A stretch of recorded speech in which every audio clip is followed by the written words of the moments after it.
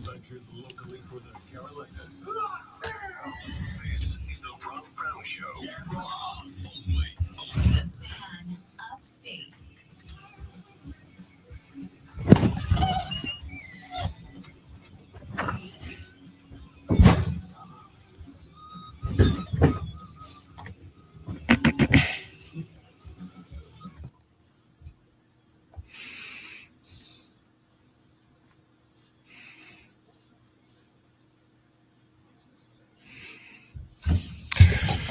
And off we go, ladies and gentlemen, boys and girls, children of all ages, and everybody who's not a fan of one of the four teams in the conference finals of the NHL and the NBA. Today's going to be a good day. If you're one of the four teams on the verge of a sweep in your respected conference finals, maybe not so much. History in the making, ladies and gentlemen. And we're going to get into it here in just mere moments from now on the Rob Brown Show and the Fan Upstate. Howdy, y'all. How's everybody? How was your weekend? Hope it was spectacular. Hope you got some R&R in. Hope everybody's just living their best life, y'all.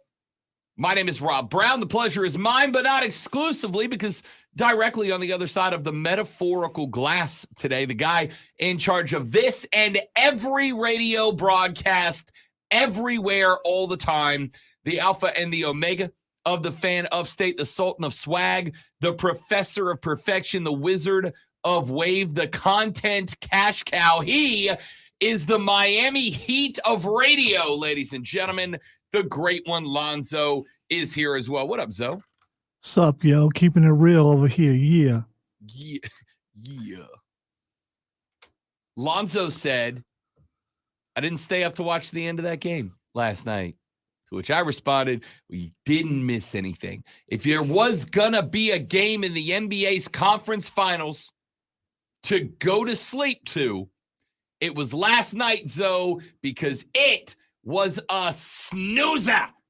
Unless you're a Miami Heat fan, in which case you were just having the time of your life last night, because the Celtics were embarrassing. How embarrassing, you ask? What's the seed for the Celtics? The Boston Celtics entered the NBA's Eastern Conference Finals as the East. It was just supposed to be them. Okay. All right.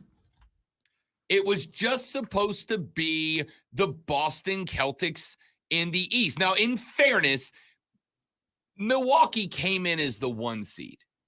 Boston came in as the 2, but they were I think a half game away from being the 1 seed. And then Milwaukee got gentlemen swept out of the playoffs by the Miami Heat.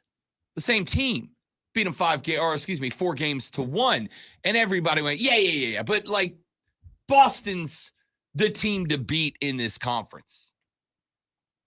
That it's Boston. It's Boston and everybody else, right?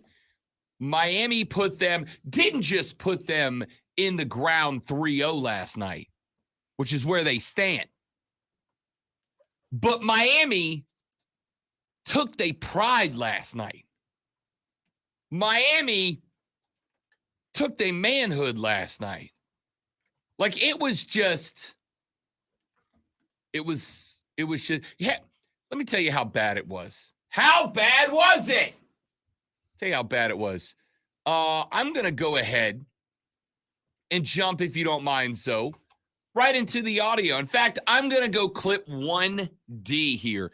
Y'all know I love me some Inside the NBA on TNT.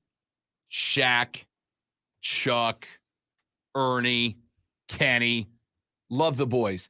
And I love the boys because they do TV the way I think TV should be done. It's just fun. This was the first, 80 seconds of Inside the NBA on TNT last night after Boston got embarrassed by the Miami Heat. This is the most viewed basketball studio show on the planet, talking about last night's playoff game.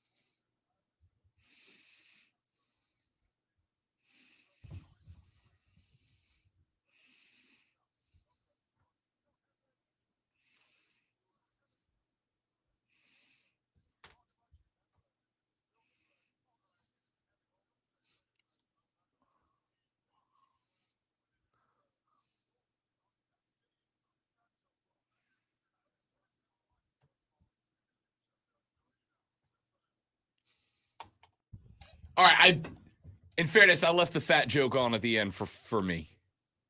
Well, that was one of the highlights of the thing. That was the Yeah. most interesting part.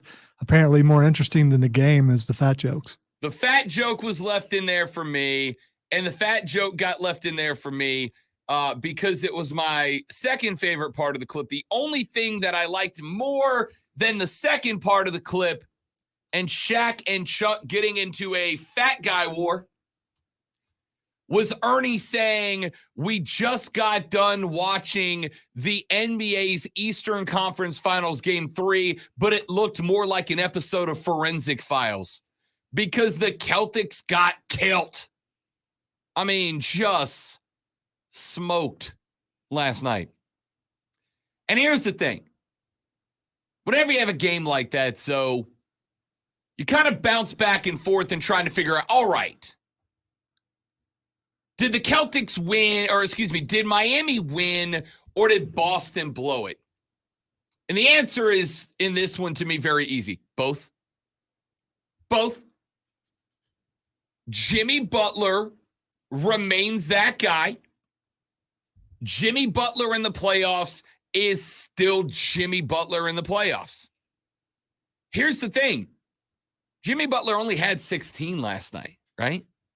Now, the 16 he had came in spots that were devastating. He was 5 of 13 from the floor, 0 of 1 from deep. But Jimmy Butler opened up the floor for everybody else. He opened up the floor for Gabe Vincent in his 29, Max Strus in his 10, Bam Adebayo in his 13, 22 off the bench for Duncan Robinson. Duncan Robinson came in for 22. 18 for Martin. On the flip side, the Boston Celtics were embarrassing. Let me go to, I'm going to go clip 1 here, if you don't mind. This is former NBAer Eddie House. Eddie House spent some time playing for Beantown. He was on that big 3 team that won the, 08 NBA Finals? Eddie was on that team. Eddie's got some love for the Beantown Celtics, and he went on, I think, NESN last night and got asked, hey, Eddie, quick question. What the hell was that? And Eddie said this.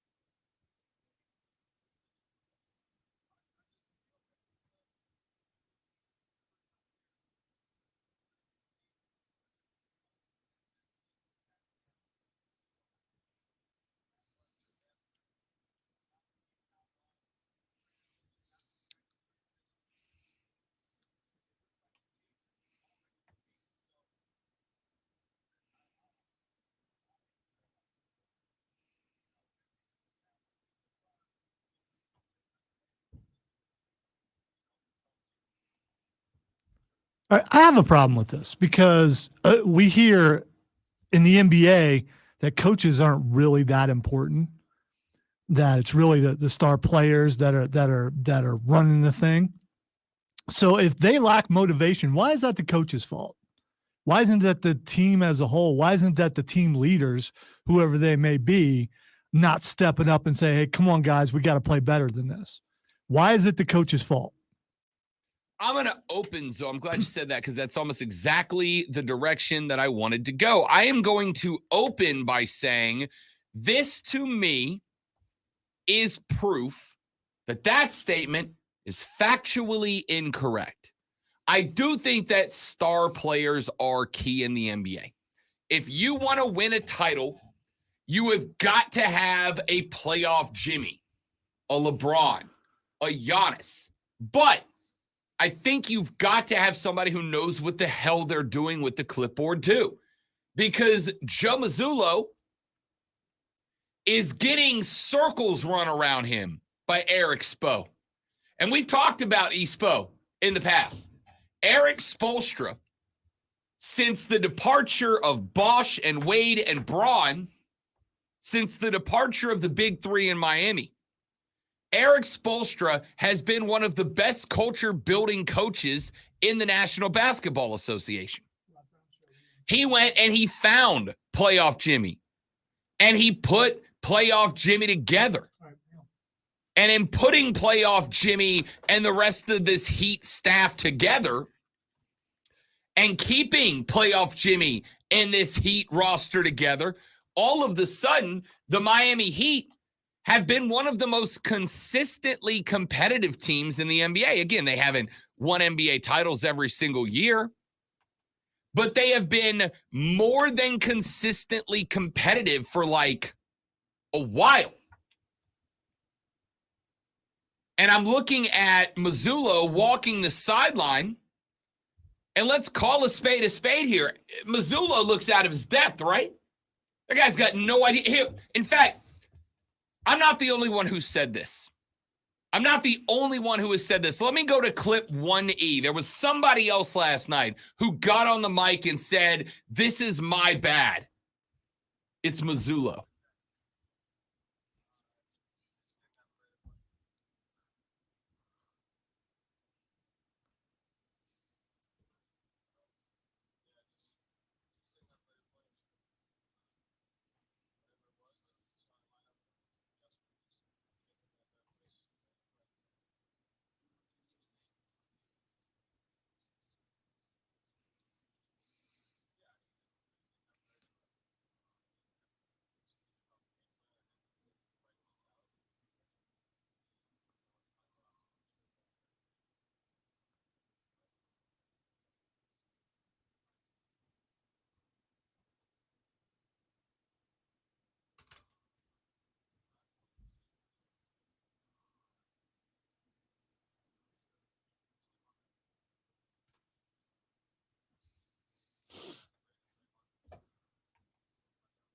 This is one of those interesting spots for me as a broadcaster because on one hand, I understand that Mazzulla has no good reason to tell us what any of that means, right?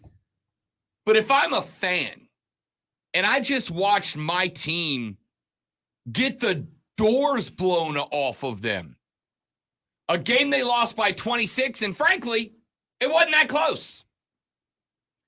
If I just watched my team get the doors blown off of them, I would really appreciate it if my head coach came out and gave me something. But I didn't do enough to get them ready to play. Ain't it? Like I said, I know Mazzulla doesn't have any good reason to jump on the mic and go, all right, here's what went wrong. You know, I put together this zone defense because I thought that if we limited Jimmy Butler to one side of the floor and other guys were forced into pressure situations, that our backside help defense would be able to cover them up and they wouldn't be able to get anything going. And I was wrong about, just give me anything. Give me something. But instead, I got a coach going, oh, my bad. Coach, what went wrong? We just weren't good enough. I said, I know he's got no reason to say anything deeper than that. But if I was a Boston Celtic fan this morning, I'd be furious by that. Be furious by that. There was a lot going on last night in that game. The Boston Celtics were not ready. They just weren't. The Miami Heat were more than ready. And that's why, Zoe, to go back to what you said to open this up, I think we can all pretty much look at this game now and go, coaching does matter in the NBA. To say it doesn't is ridiculous. This is why when Minnesota is getting rid of Coach Bud, a guy who coached them, Milwaukee.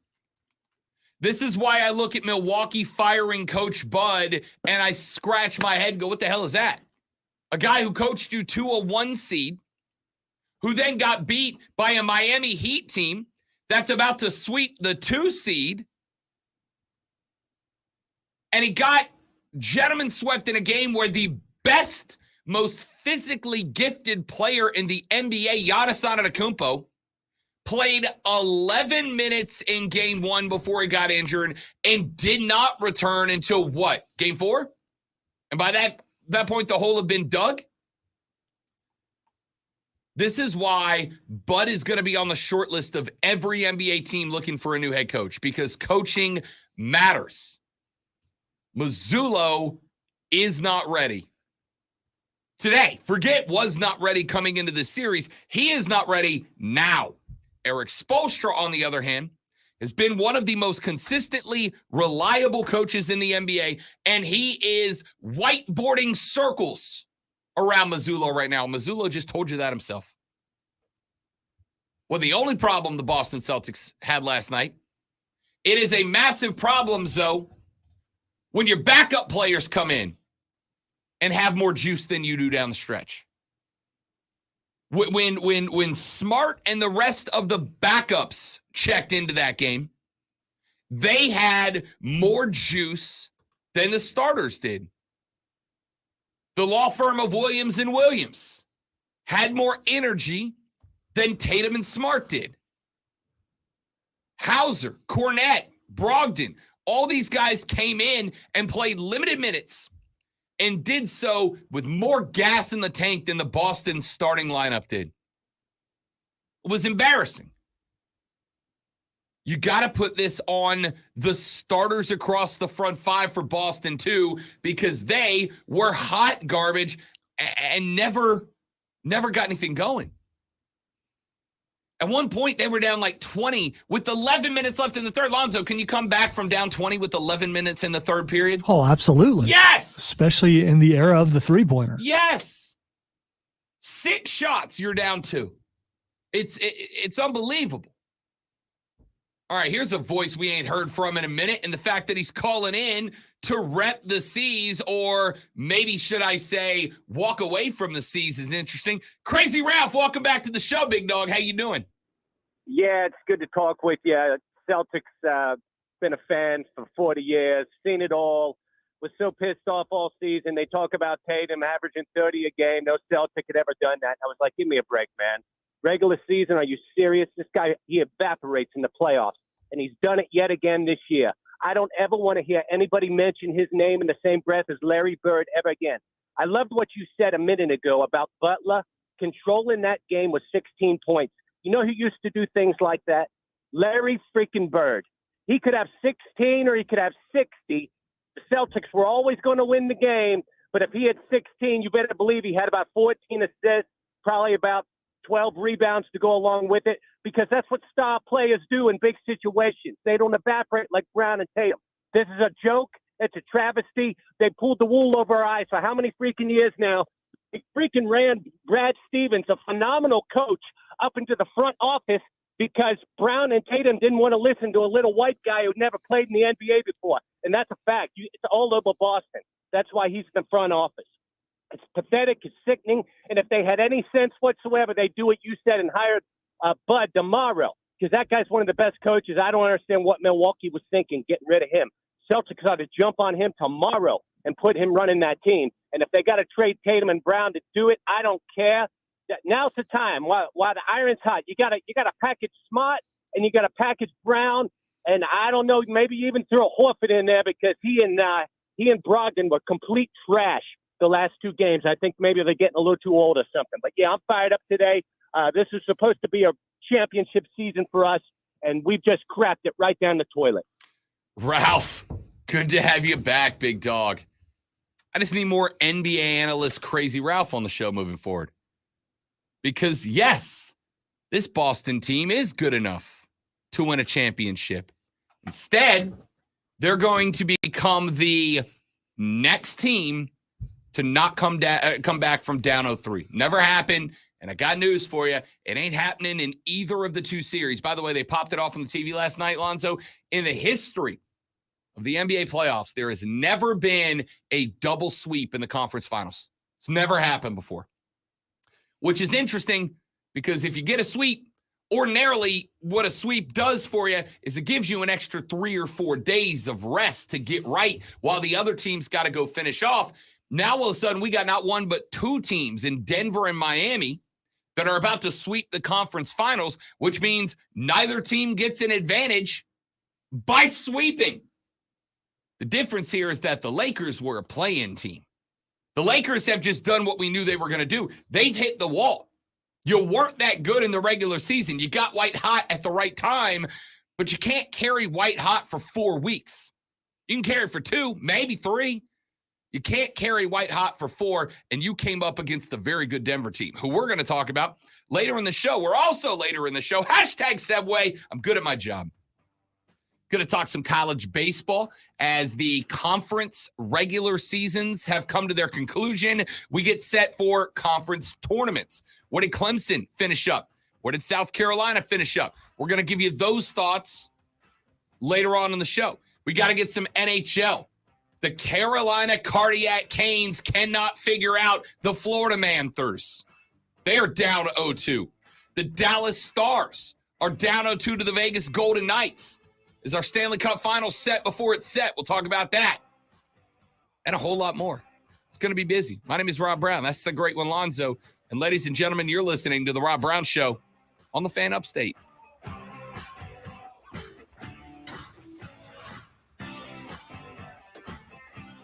Crazy Ralph going off in the AM. Love that. Joey B says, Coach Spud making this run to the finals is making me think he has a much larger role in the Big 3 Heat championships than people ever thought. Yeah, listen, coaching is 2 parts, right? It's part chemistry, part tactics.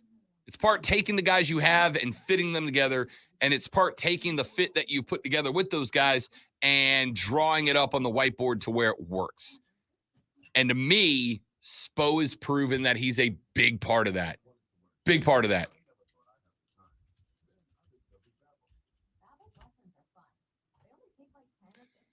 Joey B said, speaking of unreasonably hot teams, Clemson baseball. Yeah.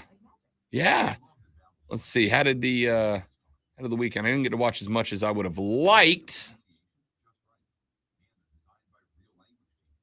Finish off with the win over USC Upstate, followed by the 3-game sweep of the Heels. Doubled them up 14-7 on Thursday. Walked them off 5-4 on Friday. 3-1 win on Saturday for Senior Day.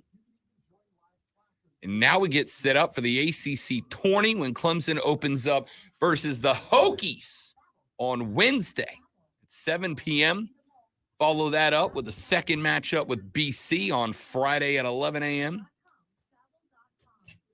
College baseball is all about the right team getting white hot at the right moment. And I would absolutely say Clemson has done just that. The streak of scaring people as they open up the restroom door as I'm leaving continues. You're a large man, Lonzo. Just trying to walk out the door, man. No bad intentions except for coming back in here. So, you know. Baseball is in full swing. The free Odyssey app lets you listen to local coverage for the team you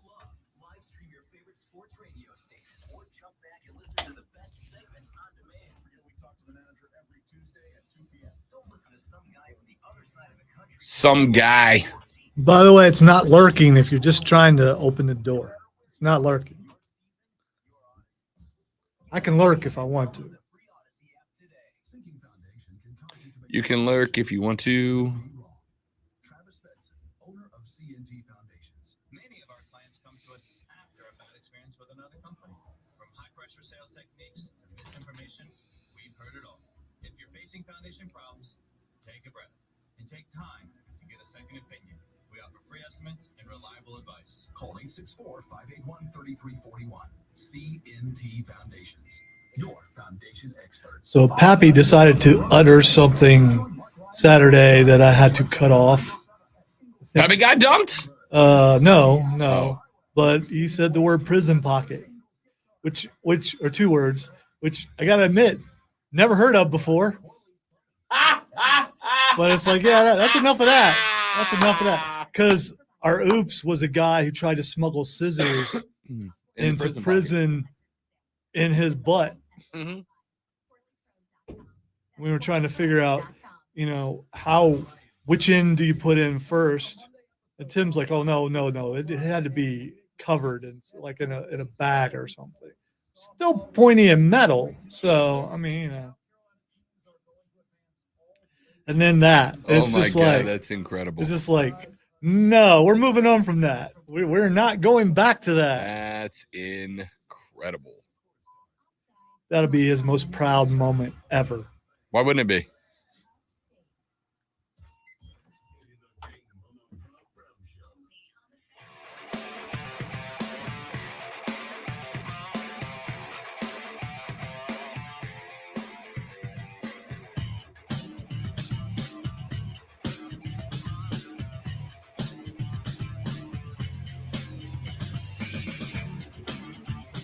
The Rob Brown Show rolls on. It is the Fan Upstate. Rob Alonzo with you.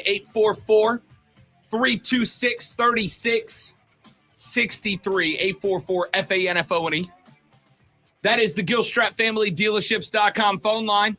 Give us a buzz. Jump on the air. You can text us 71307. 71307. Start your text with the word fan, F-A-N. Start your text with fan, F-A-N, and we will read them on the radio broadcast. Hit us up. I was watching Nuggets Lakers the other night. A game that Denver put away 119-108. They find themselves now in a 3-0 advantage over the Lake Show. Nikola Jokic, Jamal Murray.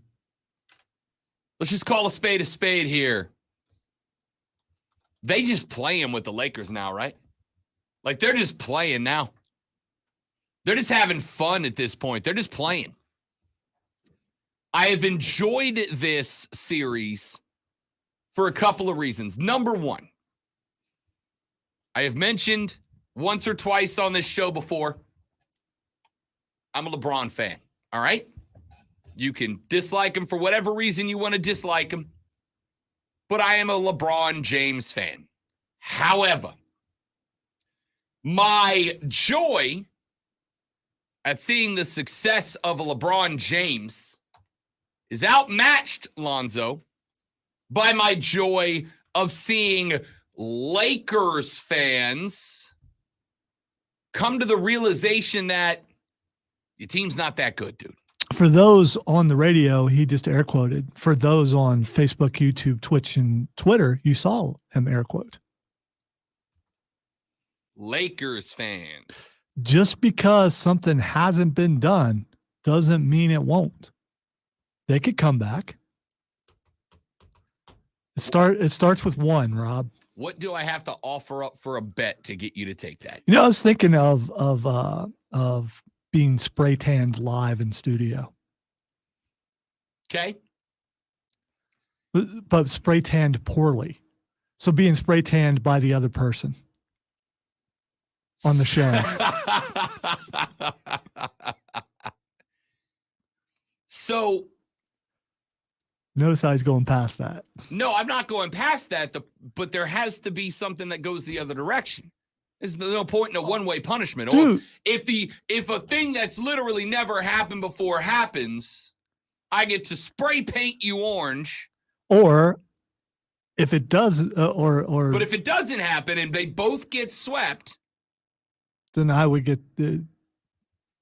it's this punishment goes both ways. Oh, I okay. mean, if one loses, for the record, I got negative interest in spray painting you orange or any other color for that matter. I'll dress for the occasion. Yeah, no, I don't need Alonzo parading around the studio in a Speedo. Yeah, I don't need it. I actually have some of those, so I'm good for that. So what you're saying is you wouldn't do it. It has nothing to do with me. It has nothing to do with me. You're painting it like it's all me, but you don't want to have to do that. I'm not going to accept this bet because. By the way, I didn't say that I was going to do that. I think if Boo Box comes back, that might have to be list. That might need to be in there. Although, if you absolutely say no, then we won't do it. But because there are logistics and making sure you don't damage the studio and Correct. things like that. I am going to say this: the Boston Celtics can have a fork stuck in them because they done. The LA Lakers can have a fork stuck in them because they done. The difference between the two series is that the Lakers have been competitive, and they've been right there at the end of every single, or at least two of the three games. They had a shot to win. They've taken the lead in the fourth or something like that, and they haven't been able to hold it. So it's not like they're just getting their butts beat. They're right there. So them getting a victory would not be that much of a shocker. At least I don't think. The Lakers are not in this series. Like, I know the games, the final scores have been close, but that's why I opened with no. Denver's Anthony Davis has not been in this series. Right, but that's what they built the team around. Right, they did. Like, everybody is asked for LeBron to step up. It's like, guys, my man is closer to 40 than 36 at this point. LeBron James cannot go get you 45 and 50 and save a bad team. Listen. If they brought Kyrie in instead of Anthony Davis, would it be different? No, it would not. I'm not putting Kyrie down as the guy that could save this inning. I'm trying to find someone equal who they were going after or somewhat equal. All right. Who could we plug in next to LeBron that could get this done? Well, Jimmy Butler, obviously. Jimmy Butler goes on that list. Giannis goes on that list. I would say his head right, Jason Tatum could go on that list. If his head's right, Jay Tate could go on that list. Who else would you put on the list? Because AD ain't it. Now, if I go back to that last game, Anthony Davis had 28. He was 11 of 18 from the floor, 6 of 8 from the stripe, 18 boards and 2 blocks. AD didn't have a bad day. Because that was every other game he plays pretty well. Correct. It was that game. You had 23 from Reeves, 23 from Braun, 28 from AD. The only other guy who pitched in was 13 from Hachimura off the bench, but it took him 34 minutes and 5 of 12 from the floor to get it. So the point here is that the Lakers aren't that good, right? As a Pelicans fan, I've told this before. As a Pelicans fan, I got real excited. I got real excited because the Lakers ain't that good. And we had an unprotected number 1 pick from them this year if we choose. They were supposed to be in the lottery. Instead, they're in the Western Conference Finals because they got white hot at the right time. But they were white hot with a starting 5 and 0 depth. None. The Nuggets, on the other hand, don't need depth, right? If you're going to have a starting five that you expect to go 32 minutes, 38 minutes, 38 minutes, 42 minutes, and 34 minutes, you better have one or two guys off the bench that can carry you. They do in Green and Brown. And those five guys better be young, right? Can you truly trust LeBron to get you 43 minutes of play and not expect him to be a little winded at the end? My dude's 38, all right? 38. In exceptional shape for that age, Sure. and might secretly have a foot injury. 38 years old and the best shape 38-year-old on the planet, all right? He just is.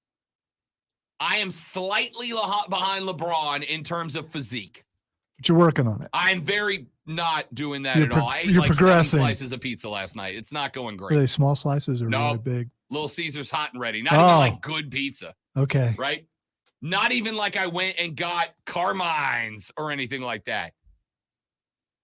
I ate like 7 slices of Little Caesars hot and ready last night. So yes, LeBron's got just a little bit of edge in the physique department over me. You know why? Because he's got that wall machine thing.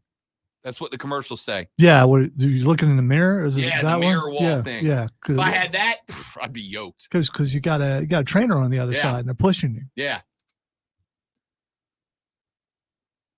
42, what was it? 43 minutes out of LeBron, 42 for AD. 40 out of Reeves, 34 out of Hachimura off the bench. So what you're saying is tonight, there's no sense of even watching because it's over. I mean, I'll watch it just because it's a sweep. Get the brooms. Here's the thing. You can go with, the Lakers have been in this, right? The Nuggets didn't pull away from the Lakers until late. But here's the thing. If the Nuggets are in the game with 10 minutes left to play, that's the strategy. That's it. The strategy is, if you are Denver, and I think Mike Malone's drawn this up perfectly, and I think it's worked every game. The strategy is, go out there, if you're Denver, go out there, play relaxed for 3.5 quarters, right? For 3.5 quarters, play relaxed. Just let them stick with us. Because for the Lakers to keep up with the Nuggets, a much younger team, they got to go full throttle from the tip. The Nuggets don't have to go full throttle to keep up with the Lakers. The Nuggets are going 60, 70%. The Lakers are going full throttle at them. And then what happens with 10 minutes, with 6 minutes, with 5 minutes left to play? The Nuggets got a half a tank of gas left. The Lakers are on fumes. And so Nikolai and Jamal and co. just outpace them up and down the floor for the last 5 and win in the 4th. Don't believe me? Let's go back to game 3. The Nuggets run them in the first quarter, 32-20. The Lakers outpace them 35-26 in the second quarter. Was that because the Nuggets just suddenly weren't good anymore? No. No, they built up a 12-point lead. They just coasted. Let the Lakers use up all their gas on the afterburners to catch up. So it's a 3-point game at the half. Third quarter, the Lakers were hammering down. They won the third quarter by a point. And then what happened in the fourth? 35-26, the mirror image of the second, except the Nuggets were out front. You pace them in the fourth. That's what's happened. That's what's going to continue to happen, and that's what's going to happen tonight. People are going to jump in. People are going to jump in looking at the halftime score, which is going to be Nuggets by 2, Nuggets by 3, Lakers by 1, Lakers by 2. And people are going to go, that's it. That's it. That's the Lake Show. That's who we're waiting for. We're back. And then the Nuggets are going to win the fourth quarter, and they're going to put the brooms away and go home. Because Mike Malone, going back to what we talked about in the last segment, Mike Malone, just like Eric Spoelstra, drew up the perfect game plan, right? The perfect game plan. Let them run themselves out in the first and the second and the third, and then once their legs fall out from under them, kill them in the fourth. Go back to the last game, game 2. They were tied at 27 at the end of the first. The Lakers were up 5 at half. Denver got 2 of them back in the third and then beat them by 8 in the fourth. It's the fourth quarter that's making the difference here. And that's because Mike Malone said, this team's old. LeBron's 38. AD's 30, but he's had a rash of injuries. He's got the body of a 38-year-old. And who else they got? Austin Reeves has been a revelation for the Lakes show. But they didn't come into these playoffs thinking Austin Reeves is going to be the savior, right? Austin Reeves has been black. He has been the wrench in the system so far. But is Austin Reeves enough to overcome Nikola Jokic? Nah, bro. So tonight, call the shot now. The Nuggets are putting the Lakers away in the 4-game sweep. You're going to see a Lakers small lead or very small deficit at the end of the third, and then the Nuggets are going to win the fourth quarter by 15 points and win the game. Book it now. Thank me tomorrow. Let's take a break. We'll come back. We'll wrap up hour number 1. By the way, Texter said that Damian Lillard could be the guy that slotted into AD's spot and win that series. I actually don't hate that. I don't hate Damian Lillard as that pick. Damian Lillard in Anthony Davis's role, the Lakers are, I'm not saying they're winning this series, but they'd be in a better spot to do it. Let's take a break. We'll come back, clean up hour number 1 after this on the Rob Brown Show on the Fan Upstate.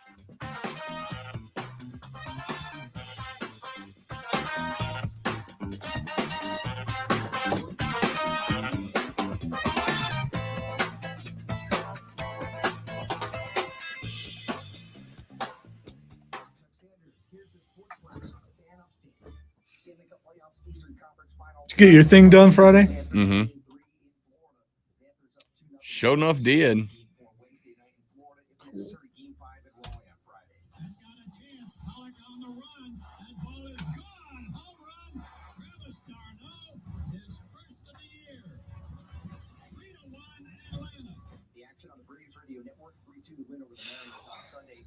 Jared Schuster held the Mariners to just 1 hit. He struck out 7 with a walk in his 4th career start. Catcher Travis d'Arnaud had a pair of hits for Atlanta, including his first homer of the season. The NL East leading Braves are set for a series against the NL West leading Dodgers. That starts tonight. 5-3 ready Charlie Morton stands for the Braves. They'll take on Dodgers ready Gavin Stone.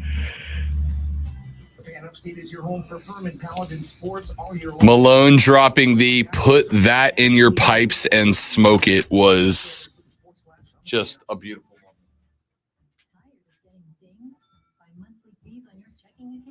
You need Simple Checking from Home Trust Bank. With Simple Checking, you get all the essential checking services for free, including 100% online. Let's see if he makes it back in time. It's everything you need from a checking account, but no hoops, no surprises, no monthly fees. Stop by today or call. My apologies for not being very talkative, but Simple Checking at Home Trust. Ready for what's next. Member FDIC, Equal Housing Lender. Meet Joe A. still working on getting his strength back.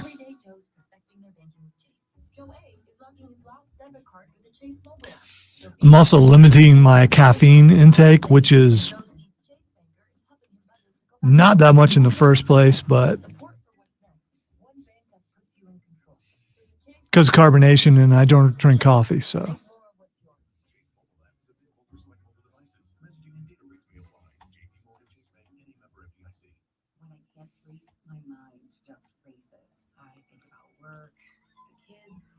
I don't think about taking melatonin because I'm afraid I'll feel groggy in the morning. Sequel Pure Z's Gummies has an optimal dose of melatonin for no next day grogginess, so you can fall asleep naturally and wake up feeling refreshed. Sequel Pure Z's Gummies for better sleep like never before. And try Pure Z Sleep Plus Next Day Energy with melatonin plus extended release B vitamins. Finding great people to hire can be like trying to find a needle in a haystack, but not with ZipRecruiter. Their powerful matching technology delivers so many qualified candidates. It's like finding a needle in a needle stack. In fact, So I got that video done Saturday. I was struggling doing something, and I'm gonna have to try Rush next. because Adobe just overcomplicates things to a degree that it doesn't need to. I mean, I'm sure there are people out there that use all that stuff, but how many of them? I was trying to get Tim to explain to me how to do something, and it's like, okay, that takes way too long. But are you talking about Photoshop? No, talking about the videos. The video, Yeah. Premiere Pro. And so I went back in and I looked at it and I watched some quick videos, and there are simpler ways to do some of the things. It's just a matter of getting better and quicker at it.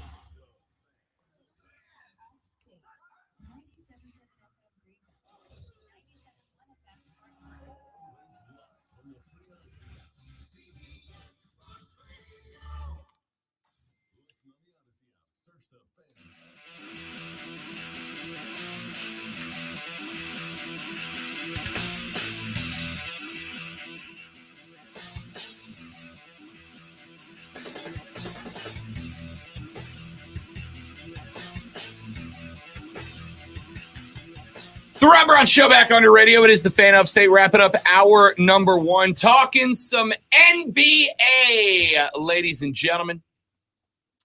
I'm going to go ahead and call the shot. I know I'm stepping out on a very thin branch here, but your NBA finals are Denver and Miami. I think I'm sure the Vegas odds have it that way for sure, and probably should, but it still wouldn't shock me if at least the Lakers pull off one game. I think the Celtics are completely done. Celtics are roasted. That team, whatever chemistry that team had is gone, right? It's out the window. Whatever chemistry that team had is toast. Now, after game 2, where Miami went to Boston and took both from the C's in their house, I won't get it. I can't get it. I tried to get it. It didn't come to me. Boston entered game 3 as the favorites on the road. The NBA, you get about 2.5 points for being the home team, and Boston was still favored by 5.5, if I recall correctly, which meant that Vegas listed them as 7-point favorites over the Heat. Now, I don't think any of us expected last night to go the way that it went. But Miami is a team that I'm enjoying watching for the same reason I'm enjoying watching the Denver Nuggets. They got 2 things in common. Number 1, Brandon just pointed it out on the stream. Blue-collar lunch pail team. Miami just goes to work, right? There's flash to that team, but only when they're looking at Boston and going, what'd you say? You said something? Yeah, I was going to say. Did you say something? You can't be entirely lunch pail if you have some flash, and Jimmy Butler has flash. So last night, at one point, Al Horford hit a shot and turned and dropped the timeout on Jimmy Buckets. Jimmy Buckets hit what do you have, 8 assists last night? Hit another assist last night. Miami's knocks down the 3. Jimmy Buckets moonwalked to half court, then looked at Al Horford and went, timeout. He called a timeout for his team after he hit an assist that led to a knockdown 3 that put him up, I think, 26 at the time.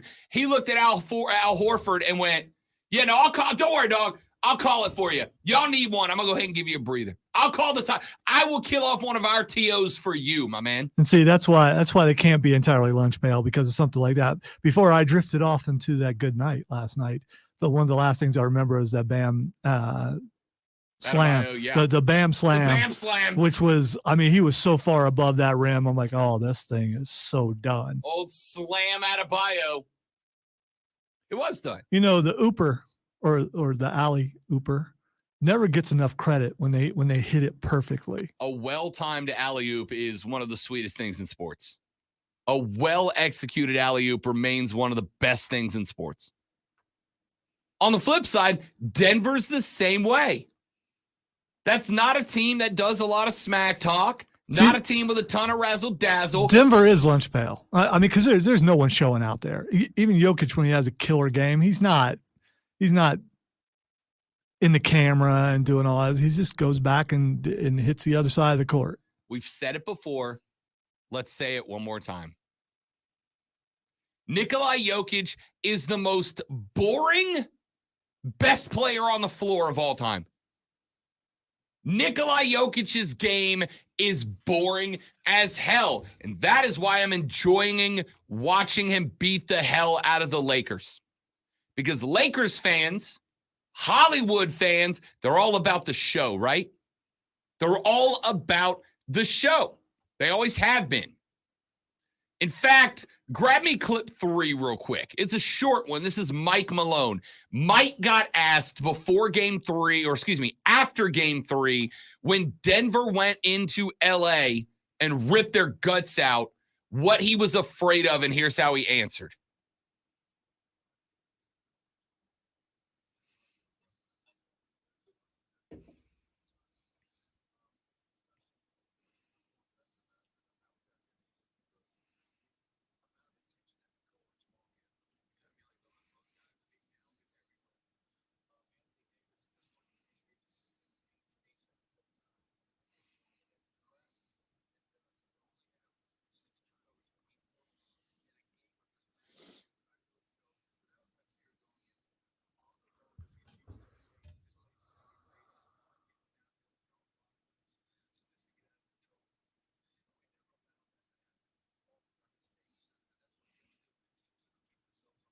That's it.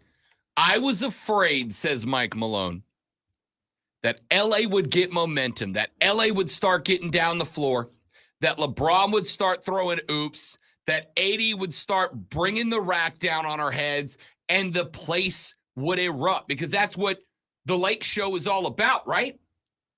It's about energy. It's about momentum. It's about getting CryptBro.com arena hype as hell and creating a home court advantage.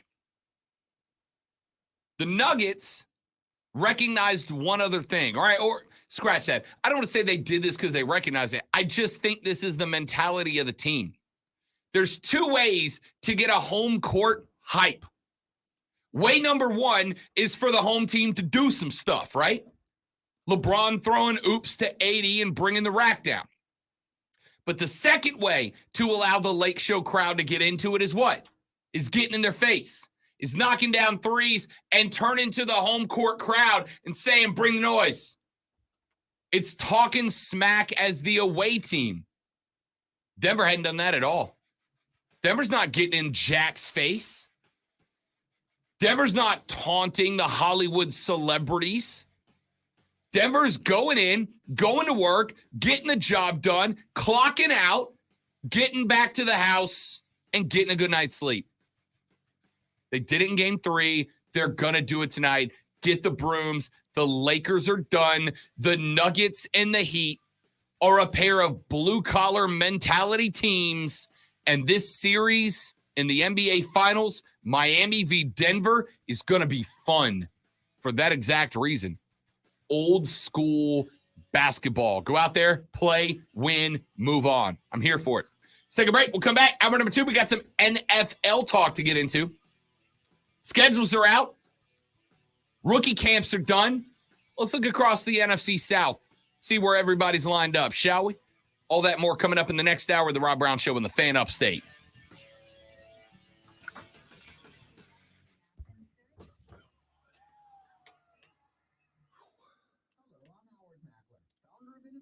Carmelo Anthony, who has been playing since I was 1. Yeah, I saw he retired. In a career. I didn't want to go breaking news because did he even play the season? Yeah. Did he? He did not. I want to say more towards the beginning of the year. Also, I'm going to go ahead and get y'all some free money. The Denver Nuggets are plus 3.5 tonight in LA. They are underdogs. Somebody explain that to me. Does anybody explain that to me? Diggs, what's up, big dog? Brandon, Trey, all the game. Would you trade Zion for AD based on what you've seen out of their careers? No, I would not. No, Zion. If Zion can't get healthy, he can sit his big old behind on the bench at New Orleans until his contract's up. I don't care if we get nothing in return for him. Don't care. If that happens, he goes somewhere else, gets healthy, and has a Hall of Fame career. Are you going to hate him? Yes. Okay. Yes. All right. Absolutely.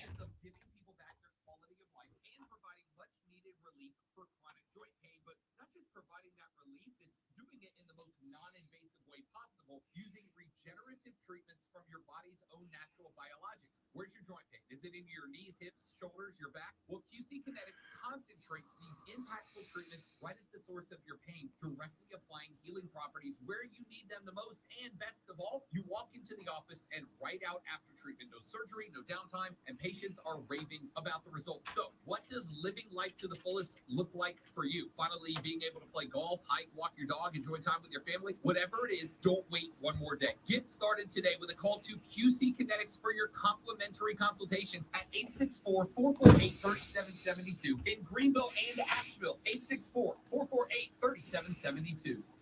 It's time to discover the convenience and time savings of contact-free pickup with Ingles Curbside. Just visit shop.ingles-markets.com or download the app. And your Ingles personal shopper gets to work with specialized training on how to select the freshest items for a pre-scheduled pickup. They'll even text you with updates. You pull up to a designated space and your personal shopper delivers your items right to your vehicle. Fresh, fast, and affordable. It's all in the bag. Ingles, low prices, love the savings. Join us at Odyssey as we all do our one thing, together millions of things for our planet. When planning your summer vacation, pick a destination close to where you live to limit your use of fuel. When we each share our one thing, it becomes a million things for our planet. What's your one thing? For adults with moderate to severe plaque psoriasis or candidates for systemic or phototherapy, now there's Skyrizi, risankizumab Riza, a prescription only 100. So I saw you are taking a day. Is that only one day that you're taking? Friday. I'm off that week anyway. So Next week? no, next week is the following week. No, I'm off this Friday. So you took off the 9th. So, I did take off the 9th too. Sorry, took off 2 days. Yeah. All right. So you're off this week too. I'm off this Friday and then the 9th. That sucks. What? Because I enjoy having you here. No, I was just trying to figure out why that sucks. It's good for you. I mean, it is good. Yeah. I'll be in Florida Friday, going down for the long weekend. Okay. Friday Because of Memorial Day. Okay, that makes sense.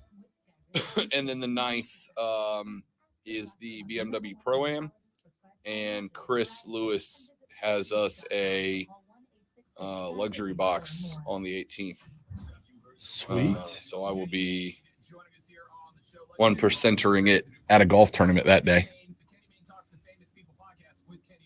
I will be back from vacation, but not here, and binging all day playing Diablo 4.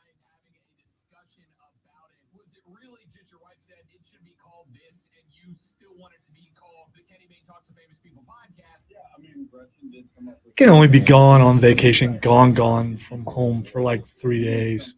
I'm ready to come home. The beds are never comfortable enough, and you spend way too much money, even when you try not to. The place we go is like renting a condo, so it has a full kitchen and everything. Yep. So we'll go get groceries and stuff. We always eat breakfast and usually lunch there, but then you're out and buying stuff all over the place that you don't normally see.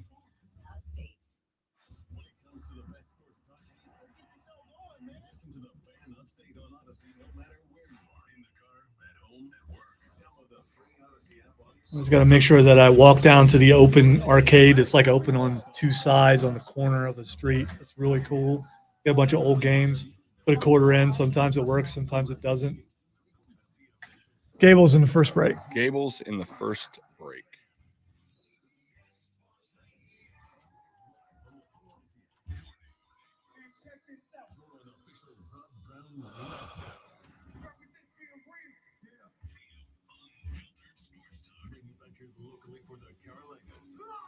Hey, look, there's a Deshaun Watson TikTok.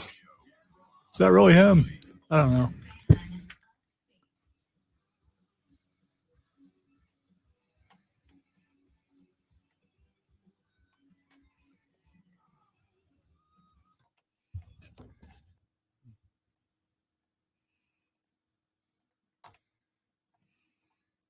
numero dos of the Rob Brown Show goes now, ladies and gentlemen. This is the Fan Upstate. Welcome back, y'all.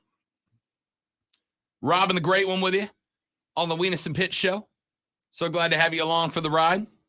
844-326-3663. 844-326-3663 is the number if you'd like to be a part of the radio broadcast.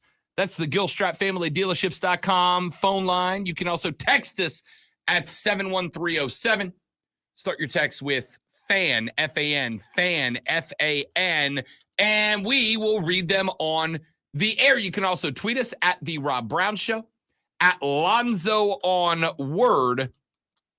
All the different ways for you to get in touch with us here on the radio broadcast. So, let's start with this. And I'm really curious to hear what Zoe's got to say. The legendary James Brown, that would be JB, Jim, passed away this weekend. Jim Brown, born February 17th, 1936 on St.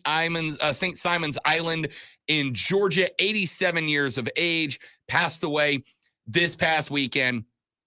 And for you youngins out there, and I will, listen, I have to acknowledge that Jim Brown was done in his career before I was not a glimmer in my father's eye, right? But if you get a chance, go to YouTube and you can watch Jim Brown run because there's a lot of archived footage on there of Jim Brown. Jim Brown was Superman, but he wore shoulder pads instead of a cape. Jim Brown was a phenomenal football player, a phenomenist. I mean, if anybody is a phenomenist, it was Jim Brown. Jim Brown was a phenomenal football player. Jim Brown was also a dude at a point in time where civil rights and football were butting heads with each other. Jim Brown was one of those guys that put up with a lot of boat that no man should ever have had to put up with and pushed through it to become that guy. He did it at Syracuse, where he was promised a full scholarship and he did not receive it after playing through. He played at Syracuse where he endured racist taunts throughout his entire career, where he was forced to be housed in a non-athletic dormitory, was warned against dating Caucasian women, where the coaching staff tried to put him in other positions because he was getting more glory as a running back than the white guys who played that position. And all he did was go on to become a consensus first-team All-American multiple years. Excel not just in football, but in basketball, in track, and lacrosse as well. All while graduating as a commissioned second lieutenant because he was a leader in the ROTC. And a guy who continued his military commitment as a member of the Army Reserve while he was also playing in the NFL, served 4 years, and was discharged with the rank of captain from the Army Reserve. In 57, went into the NFL draft, 6th overall selection. In the 9th game of his rookie season against the LA Rams, 237 yards rushing, setting an NFL single game record that stood unsurpassed for 14 years and a rookie record that remained intact for 40 years. By the way, real quick, he retired before I was a glimmer too. So that's how long he retired. I looked it up, 66. So I wasn't even born yet.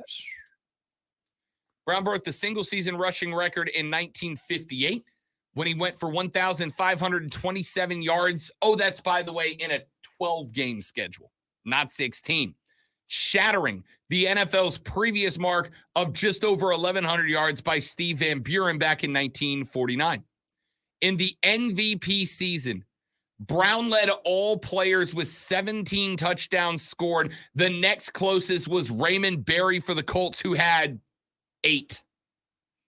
After 9 years in the NFL, departed as the league's record holder for both single season yardage, 1863 in 1963, and career rushing yards, retired with 12,312 yards. He was also the all-time leader in rushing touchdowns with 106, total touchdowns with 126, all-purpose yards with 15,549. He was the first player to reach the 100 rushing touchdown milestone, and only a few others have done so since then. Keep in mind, that includes the 16 and 17 game schedules. Brown's first 4 in the league were only 12 games. His last 5 were only 14.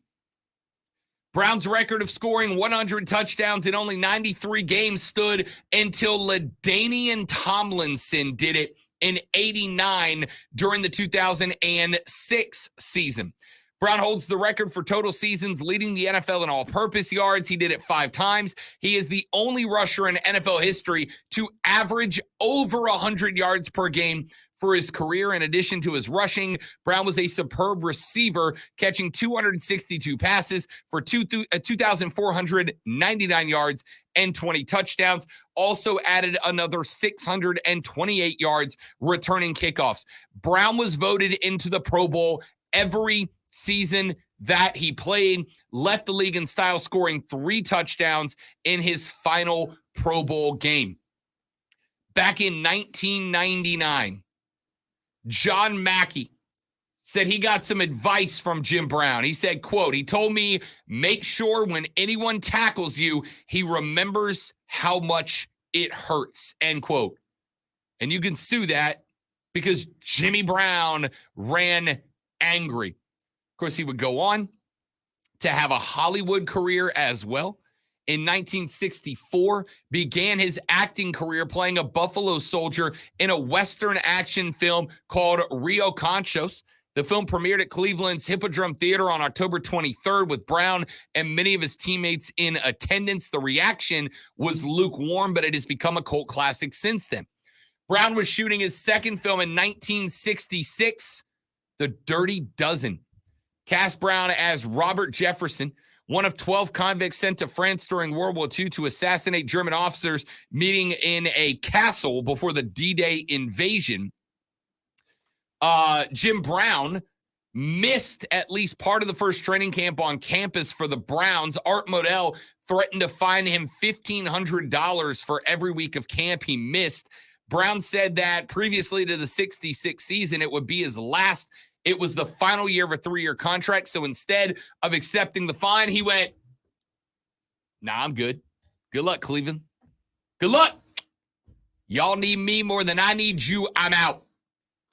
In 1968, Jim Brown was casted in his first lead role in a movie called The Spirit, based on a Parker novel by Donald E. Westlake. He was paid $125,000 for that role. He followed it in 1969 with Riot, a prison film for MGM. Both it and The Split were hits at the box office, and Jim Brown was credited by biographer Mike Freeman as becoming Hollywood's, quote, first black action star, end quote. He would go on in 68 to star as a Marine captain in the movie Ice Station Zebra, which I've never seen before, but I certainly am going to now. What was the last part of that? Ice Station Zebra? Zebra. Okay. All right. So I didn't know if you did that on purpose or not. I just was. Yeah, it's zebra. I was trying to help you because like you say, Celtic. Okay. Yeah, the rest of the world says zebra. Okay. All right. Do they really? Yeah. Everywhere but us says zebra. Really? Yeah. Okay. I learned something. You sure did. Brown went to 20th Century Fox in 1969 for 100 Rivals, where he was billed over Raquel Welch and Burt Reynolds. Had a love scene with Raquel Welch in that movie, one of the first interracial love scenes and the first in a major Hollywood movie. Brown was paid $200,000 and 5% of the film's box, becoming one of the highest paid black actors at the time. His 1980s appearances were mostly in TV. He starred in Knight Rider in the season 3 premiere episode.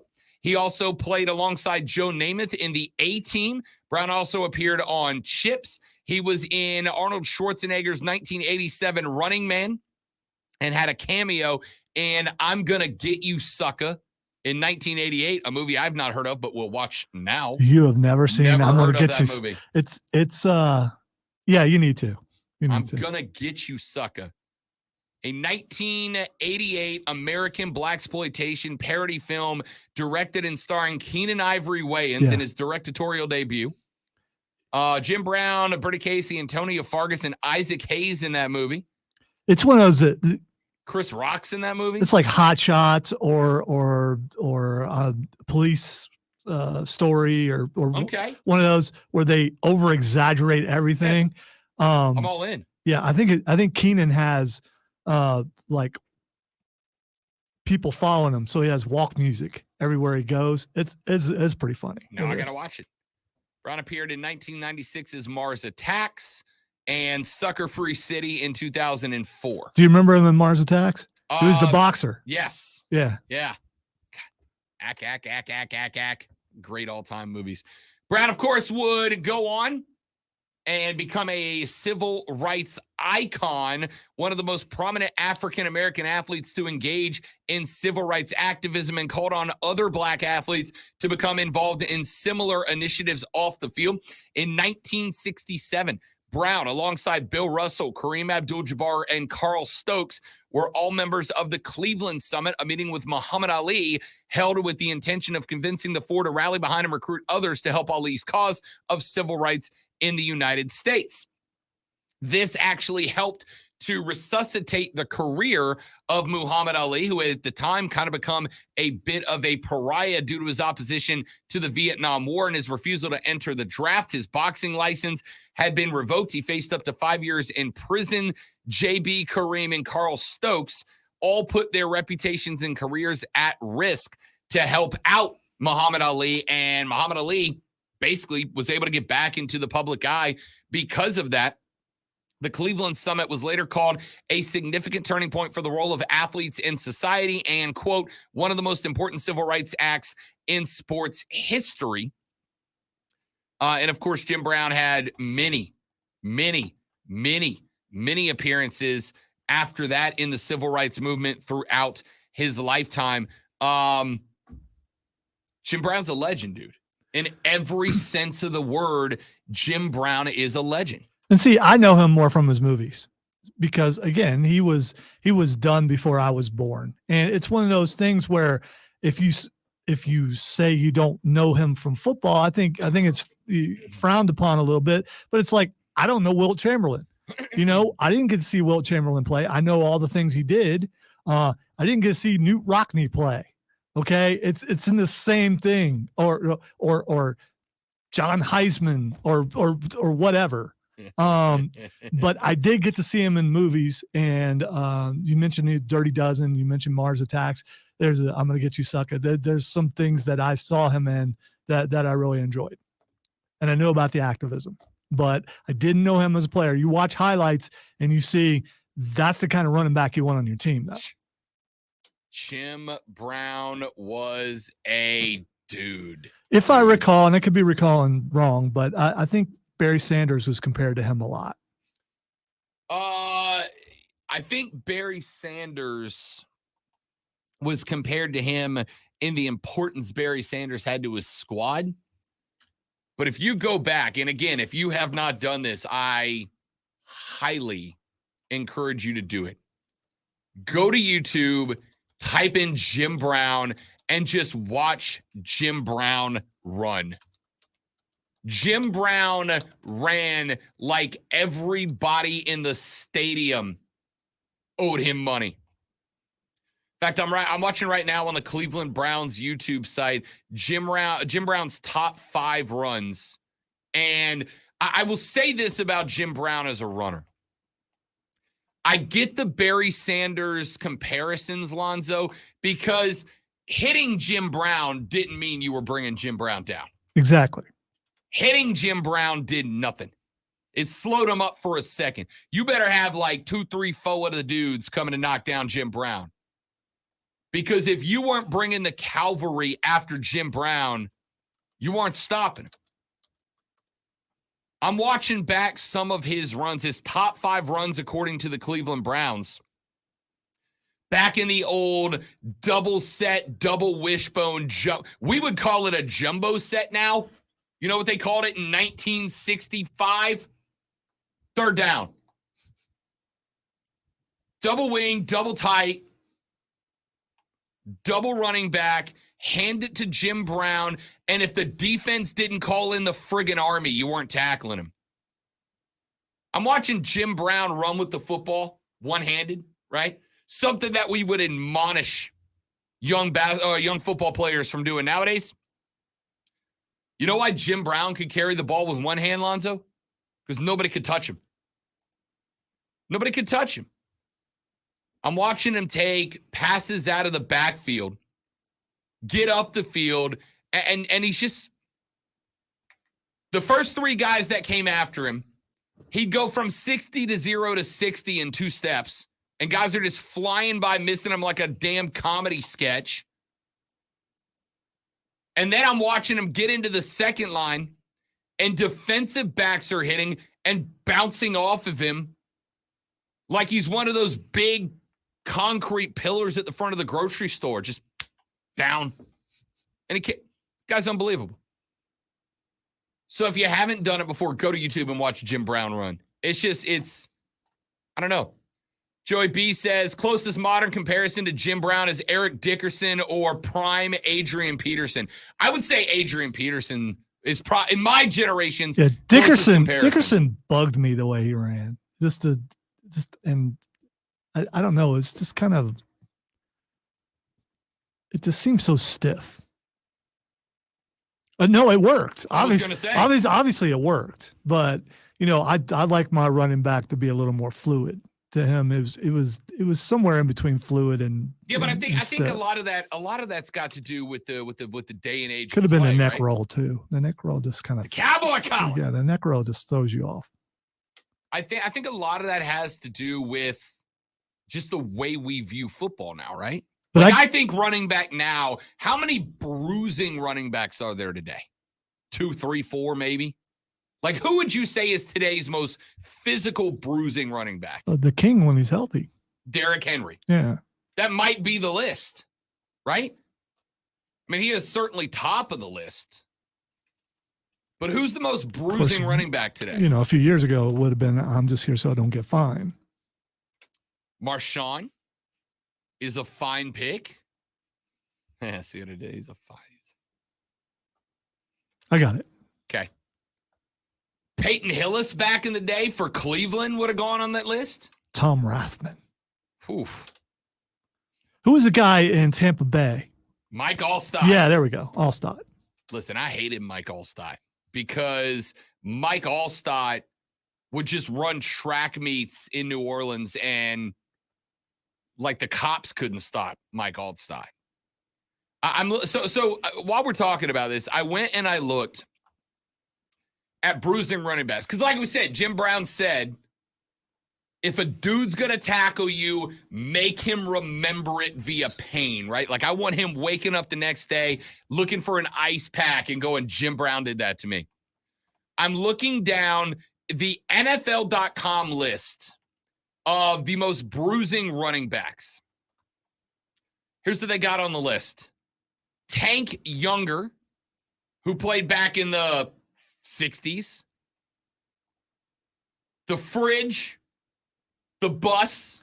Yeah, can you put the Fridge in there, though? I mean, because he wasn't a full-time running back. No, he's a lineman. Jerome Bettis. Definitely Bettis, though. Natrone Means from the Chargers run back in the early 90s. Yeah, couldn't stand that guy. Didn't he play for he played for the Jags when the Jags made their Super Bowl run? Didn't he? I think he did. Or the AFC Championship run, one or the other. Back when they were good. They put Eddie George on this list. Does Eddie George go on this list? Yeah, especially early Eddie George. Yeah. Before he started getting all the injuries Fair. And started slowing down. Yeah, for sure. They got Eric Dickerson on the list. They got William Andrews, Christian Okoye. Who was Mike The Allstott Nigerian before Nightmare. Mike Allstott was Mike Allstott? Yes. That was a big dude. He Too. was a big dude. They got John Riggins, Larry Zonka, Bo Jackson, Yeah, Marlon Motley, Walter Payton, and Earl Campbell on the list. Yeah, Riggins for sure, because for some reason the camera angles were always perfect to just show his face as he's initiating contact. And that dude, you could just, even though there's this kind of smug, not smug, but nothing there in his eyes, you could see the joy when he hit that first guy, or that first guy supposedly hit him. So who else would go on the list? Because I think Jim Brown, I would absolutely classify as a bruiser, right? See, Guy had moves, but he was a bruiser. Modern day, that's not what they want. They want the fast, elusive guy who can hit the edge and who can catch the ball. That's who they want right now. Yeah.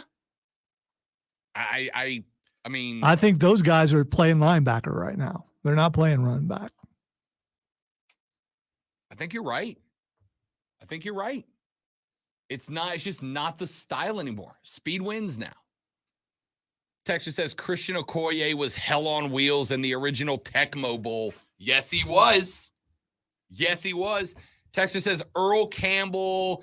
Another texter says Steven Davis. One texter says Jim Brown was good, but all the players sucked back then. Yeah, but here's the thing. Players in the now day and age could look at players in the 90s and be like, they sucked. And players in the 90s could look at the players in the 70s and say they suck. We are constantly making bigger, better, faster, stronger athletes, both through genetics, natural selection, and the science we put into sport. There's more science going into building bigger, better, stronger, faster professional athletes than like solving world hunger at this point. Right? So we are constantly building bigger, faster, better, stronger athletes. But here's the thing. You can only compare a dude to what the dude did against the best athletes of the time. And you know what Jim Brown did to the best athletes of the time? Embarrass them. If you lined up at him, he ran through you. If you lined up around him, he made you look silly running around you. Young Guns. Go grab the YouTubes and watch Jim Brown run. That's the start of what turned into LaDainian Tomlinson. What turned into the cats that are out there today. R.I.P. Jim Brown, an absolute legend. Let's take a break. We'll come back here in just a minute. My name is Rob. The Great One Lonzo is at the helm, and you're listening to The Rob Brown Show on the Fan Upstate. Gables. Which one? Gables. Okay. Right back, guys. Got a live read. Stay right there.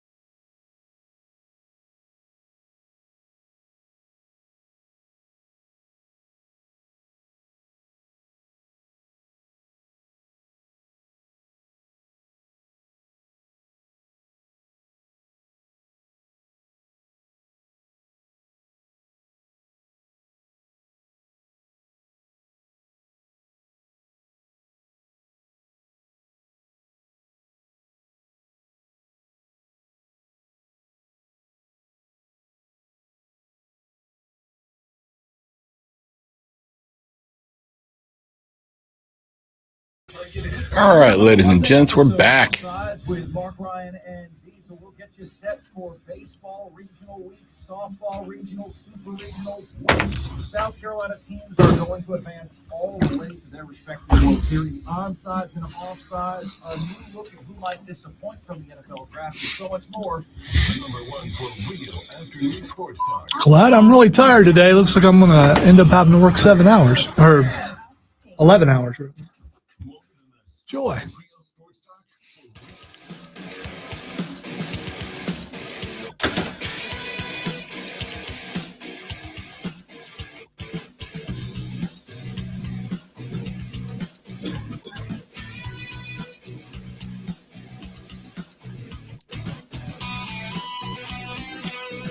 The Rob Brown Show back on your radio. It is the Fan Upstate, ladies and gentlemen. My name is Rob Brown. The great one, Lonzo, is on the other side of the metaphorical glass this AM, in charge of the radio broadcast. I have stayed away, and I'm going to bring this up real quick because it's a somewhat short segment here as we get back on the clock. I'm going to bring it up. I have avoided it so far because I don't know how big of a deal this is. Y'all, the horse racing stuff's got to stop. All right? It's got to stop. It's either got to stop or we got to do something different. Having a meltdown, a 3-year-old horse was set to run at the Preakness Stakes. So the name of the horse was having a meltdown. Okay. Was the name of the horse. Having a Meltdown was trained by the formerly suspended Bob Baffert. And Having a Meltdown was running in the Chick Lang Stakes, the 6th race of the day. Final race of the day, horse stumbled on the final turn. The jockey was thrown from the horse. Having a Meltdown continued on the track, but was visibly hurt, stopped on the home stretch, received medical attention. They put the horse down on the track. They brought out some big black tarps. They surrounded the horse. They had to put the horse down. This is now, I've lost track at how many horses have died. 7, let's see here. Here's the number according to Yahoo Sports. 7 died at Churchill Downs in the lead up to the Derby. 1 more died a week later. 37 horses died at Santa Anita over the course of the year back in 2019. I'm sure that there have been plenty more at smaller scale races that we have not heard about. But we're looking at, over the last 3 years, getting to well up over 100 horses that have been put down for horse racing. Like, it's got to stop at this point. I try to keep, for the most part, my bleeding heart tendencies off the radio. I try, for the most part, not to invoke the name of Liberob, the woke warrior, until it becomes effectively unavoidable.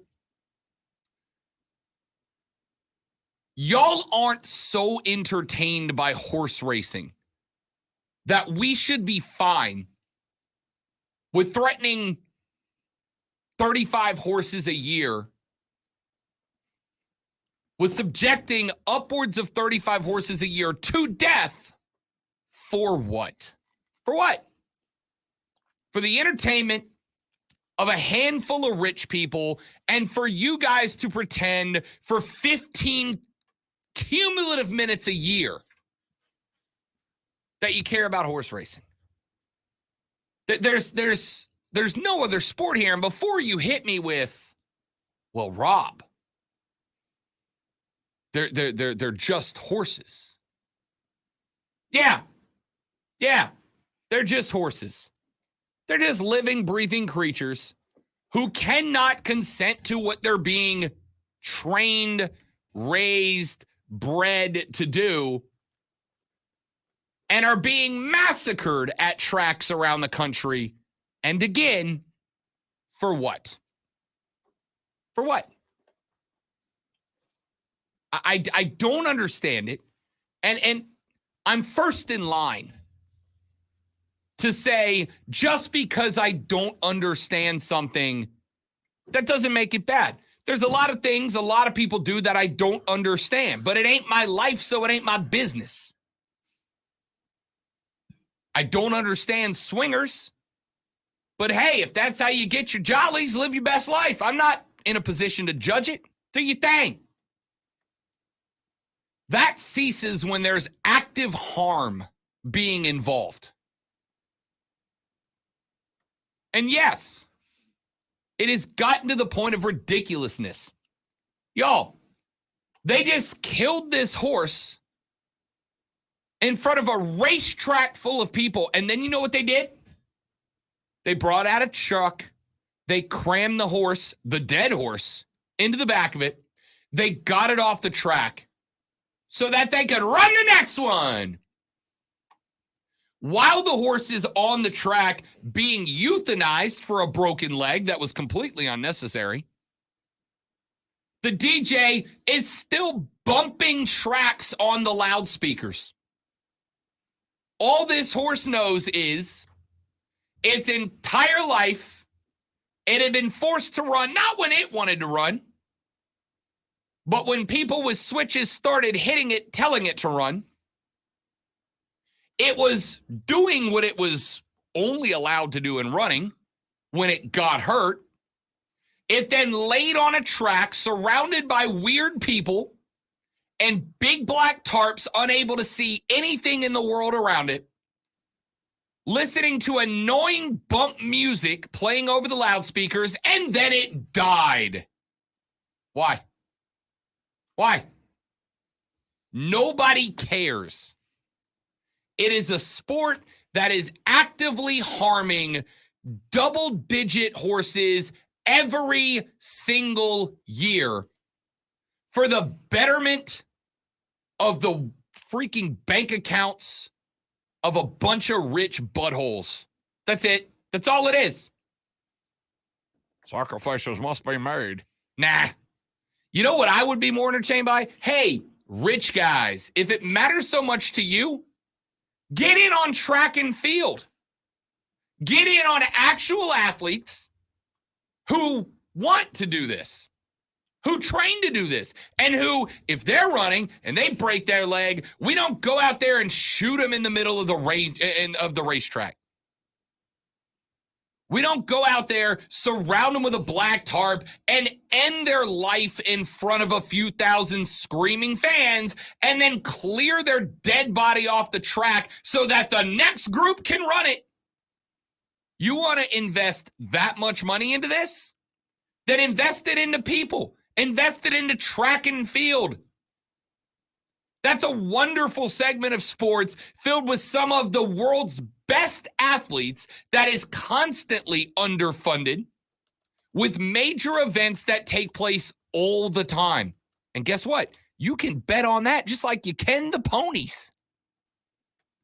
Rob, my great-great-grandfather used to go. I don't care. I don't care. I don't care that it's an American tradition. I don't care. It is something that the rich people who run it have dressed up as this wonderful American tradition so that they can keep euthanizing dozens of horses every year. For what? For their what? For what? For what? What's the purpose? What's the point? There's not one. If you care that much, invest it back into people athletes. You know why the horses are easier?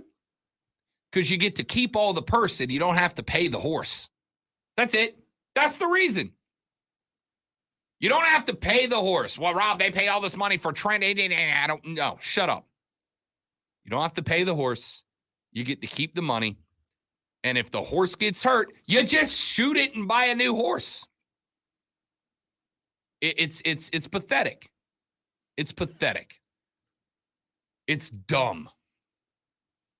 It should be gotten rid of. There's no need for it anymore. And this is the part that I find the worst. They surround this poor animal with black tarp so that nobody has to be subjected to the reality of what you have caused by putting these animals out there. Yes, they're horses.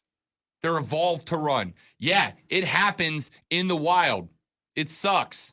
Nature is metal, dude. But these animals are subjected to this, and then they put up a black tarp so that nobody who is involved in horse racing has to see the consequences of a stupid-ass sport. I hate even calling it a sport.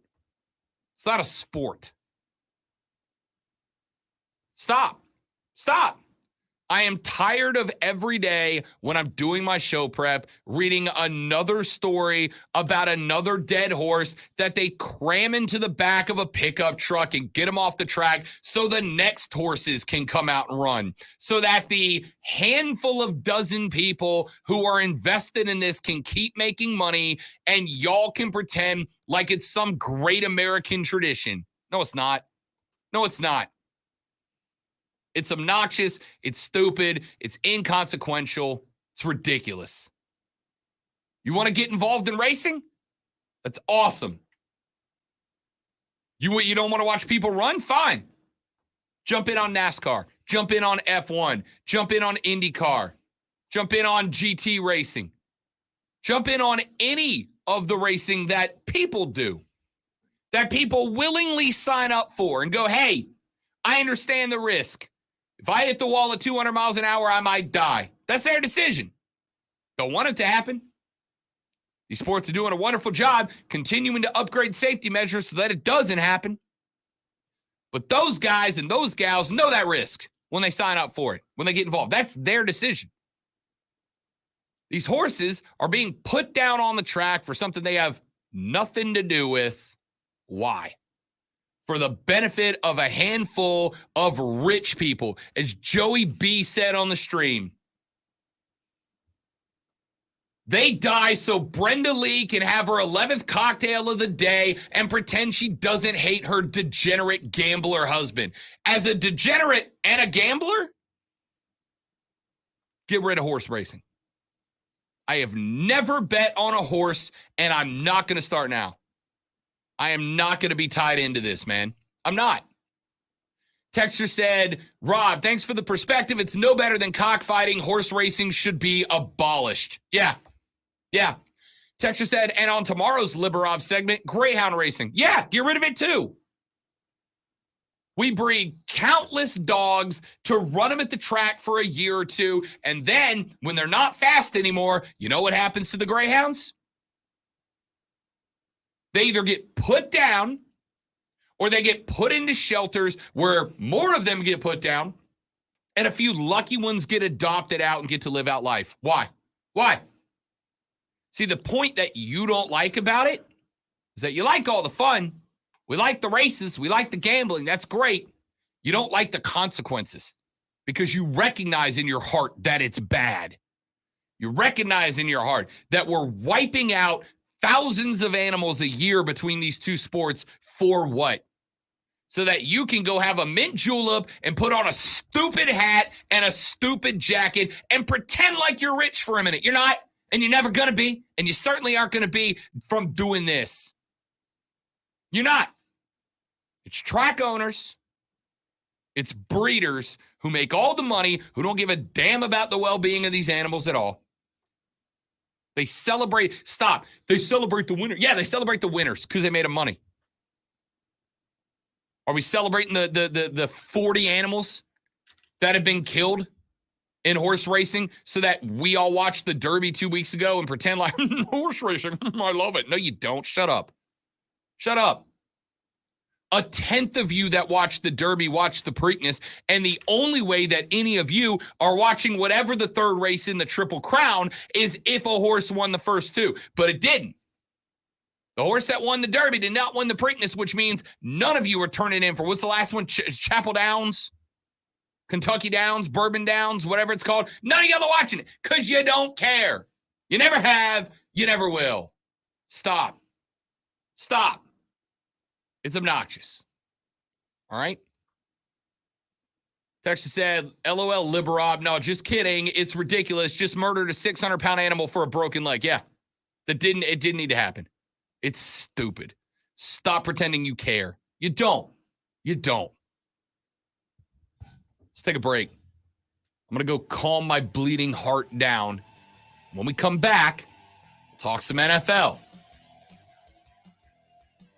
What quarterback that's a rookie this year has the best chance of having a season of success? What about a career that is successful? We'll address that and more coming up on the Rob Brown Show on the Fan Upstate.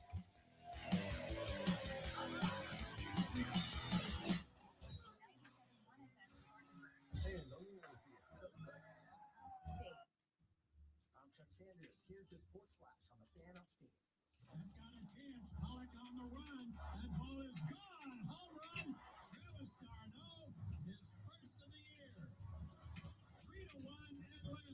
The action on the Braves Radio Network, 3-2 win over the Mariners on Sunday. Rookie Jared Schuster held the Mariners to just one hit. He struck out 7 with a walk in his 4th career start. Catcher Travis Darno had a pair of hits for Atlanta, including his first homer of the season. The NL East leading Braves are set for a series against the NL West leading Dodgers. That starts tonight. 5-3 ready Charlie Morton starts for the Braves. They'll take on Dodgers ready Gavin Stone. Stanley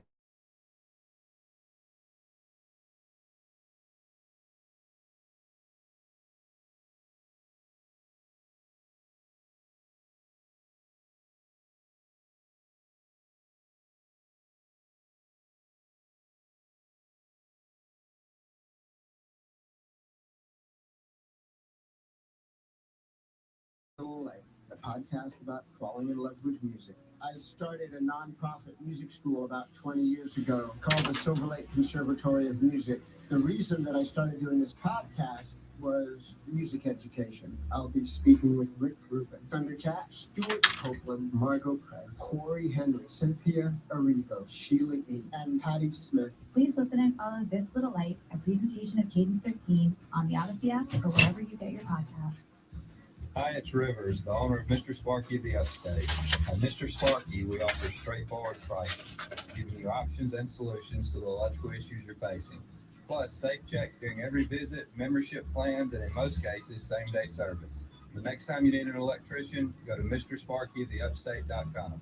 Remember, MrSparkyoftheUpstate.com. You don't have to put up with any malarkey. Call 888-8-SPARKY. Hello, I'm Howard Mackler, founder of Innovation Refunds. You've heard me talking about the payroll tax refund for months. I'm so proud that we've helped over 15,000 businesses claim over $5 billion in cash incentives. If you own a business, even if you've asked your CPA about this, you owe it to yourself to take another look. Every client is assigned a licensed and insured tax attorney who evaluates your company at my expense to accurately determine eligibility. Innovation Refunds has hundreds of 5-star reviews on Trustpilot and Google, and your business might be entitled to receive up to $26,000 per employee.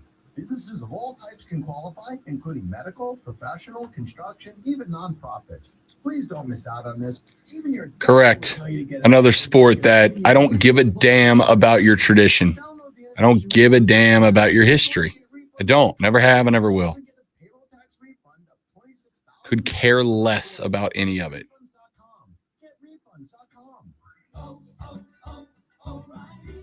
Get your vehicle ready for spring during Clean Car Month at O'Reilly Auto Parts. Pro X1 exterior cleaning and detailing products provide professional results and show quality shine for your vehicle. Right now, pick up Pro X1 Snow Cone Car Wash 2 for just $15. See store for details. Pro X1 exclusively at your local O'Reilly Auto Parts or O'ReillyAuto.com. Auto Parts. Summer's heating things up, outside and on the grill. Whether you're smoking a brisket or grilling up veggies, Kingsford Original Charcoal delivers the consistent performance and smoky wood-fired flavor barbecuers crave. Kingsford Original lights faster and has a long burn time, giving you the ultimate grilling experience. So grab a bag of Kingsford Original Charcoal. Kingsford.com. Kingsford Original Charcoal lights faster and delivers consistent performance compared to nationally available charcoal in the USA. From the Ingalls Market Studio, Upstate, 97.7 FM Greenville, 97.1 FM Spartanburg. from the Free Odyssey app. CBS Sports Radio. Always streaming wherever you are on the Odyssey app.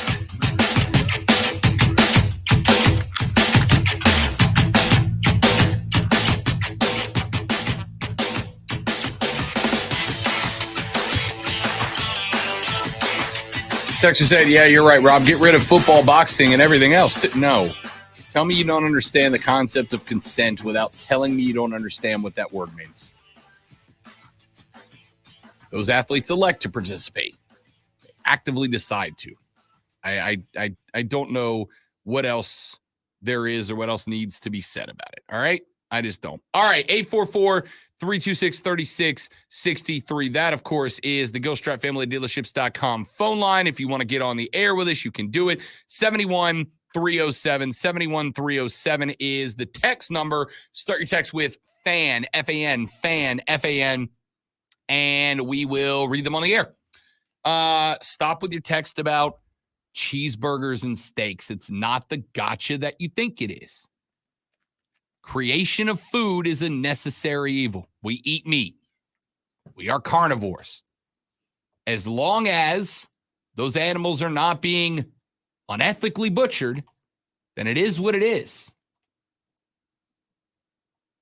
The horses aren't being killed to eat because humans require food to live. They're being killed for a few rich guys to make some more money. There's a difference. Not the gotcha that you think it is. It's not. All right. Let's get away from that. We'll do the NFL quarterback thing, but we're a little bit off the clock, and I don't want to shortchange us. So we'll come back to that later on in the radio broadcast, probably start of the next hour. By the way, I don't know if you saw this, but there's a bunch of video out there of some short guy behind a bunch of tall guys throwing the ball in Charlotte. And looks pretty good. I mean, you know. Listen, it has been nothing but positive reviews about BY. It would seem, and a lot of people are reporting this because apparently there are a lot of people that are filming, that Bryce Young is getting more reps than Andy Dalton. Oh, I'm not shocked. I think they both know what this is, right? They know Andy Dalton knows where he is. Andy Dalton's a bridge quarterback. And Andy Dalton knows he's a bridge quarterback. The only thing Andy Dalton does not know is the same thing that we don't know, which is how long that bridge is. That bridge may be crossed and burnt before week 1.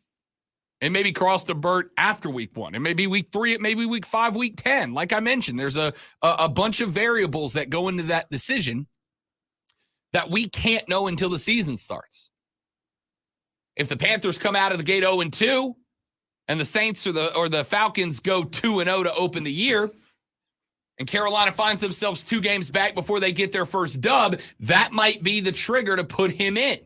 Well, I know we're going to talk about this, but I've seen several lists just today of people picking the Panthers dead last in the South. So does stuff like that hasten? I doubt it does, but could it hasten his being put into the starting lineup? He's going to win this job. I don't think Andy Dalton starts the season. I think Bryce Young is the game 1 starter. I'm going to go with, because it's about being a student of the game, supposedly being smart enough to grasp the thing. And from what we understand, because it's been everywhere, he's pretty smart. So if he grasps the playbook, he's going to be starting very first game. I like to believe that, because if you're going 5-9 and you're winning Heisman's, Natties, being drafted number 1 overall, it means you're either the most elite 5'9" athlete of all time, or you get it. It clicks. You know the right throw, when to make it, how to make it, and you can make it. And that seems to be the case with BY. I do not think Sports Illustrated picking Carolina to finish last in the division. Spoiler alert, they're not going to. But I don't think preseason prognostications are going to be what BY gets to plug him in at number 1 for week 1. I think that's going to be just going out and being a better quarterback than Andy Dalton. But like I said, I think number 1, I think a lot of people are misgauging what Andy Dalton is as a quarterback. As we mentioned a number of times, as I have mentioned a number of times, keep in mind, Andy Dalton was 2 defensive collapses by New Orleans away from being a division-winning starter last year. In a bad division, but a division-winning starter nonetheless last year. And BY's never played a snap of NFL football, right? He might turn out to be a stud. but he hadn't done it yet. So I still think Andy Dalton's your starter week 1. I would not put money on him being the starter week 2. But I also think, like I said, there's a lot of other variables. If Carolina, New Orleans, Atlanta are all 1-0 after week 1, well, it can't be because Carolina and Atlanta play. If Carolina wins week 1 with Andy Dalton, you can put BY off a little bit more. Give him more time. Let him learn. Like I said, it's not just about learning football. It's about learning about life on the road as an NFL quarterback. Plane trips, hotels, Monday Night Football coming into town, all the extra work that goes into meeting with the production crew of M&F, et cetera, et cetera. Let him learn the speed of the game off the field without having to be carried by or saddled by the burden of being an NFL starter. All right, we're going to talk about that coming up in the next hour of the show. We'll get back to the NBA and the NHL as well. Stanley Cup playoffs are every bit as good as I wanted them to be, even with Carolina already on the ropes. They are 0-2 at the house in the conference in the conference finals. And Dallas, 0-2 to Vegas. They get to go back home, though. Carolina's now got to go on the road down to Miami. So how do those shape up and more? All that's coming up on the Rob Brown Show and the Fan Upstate.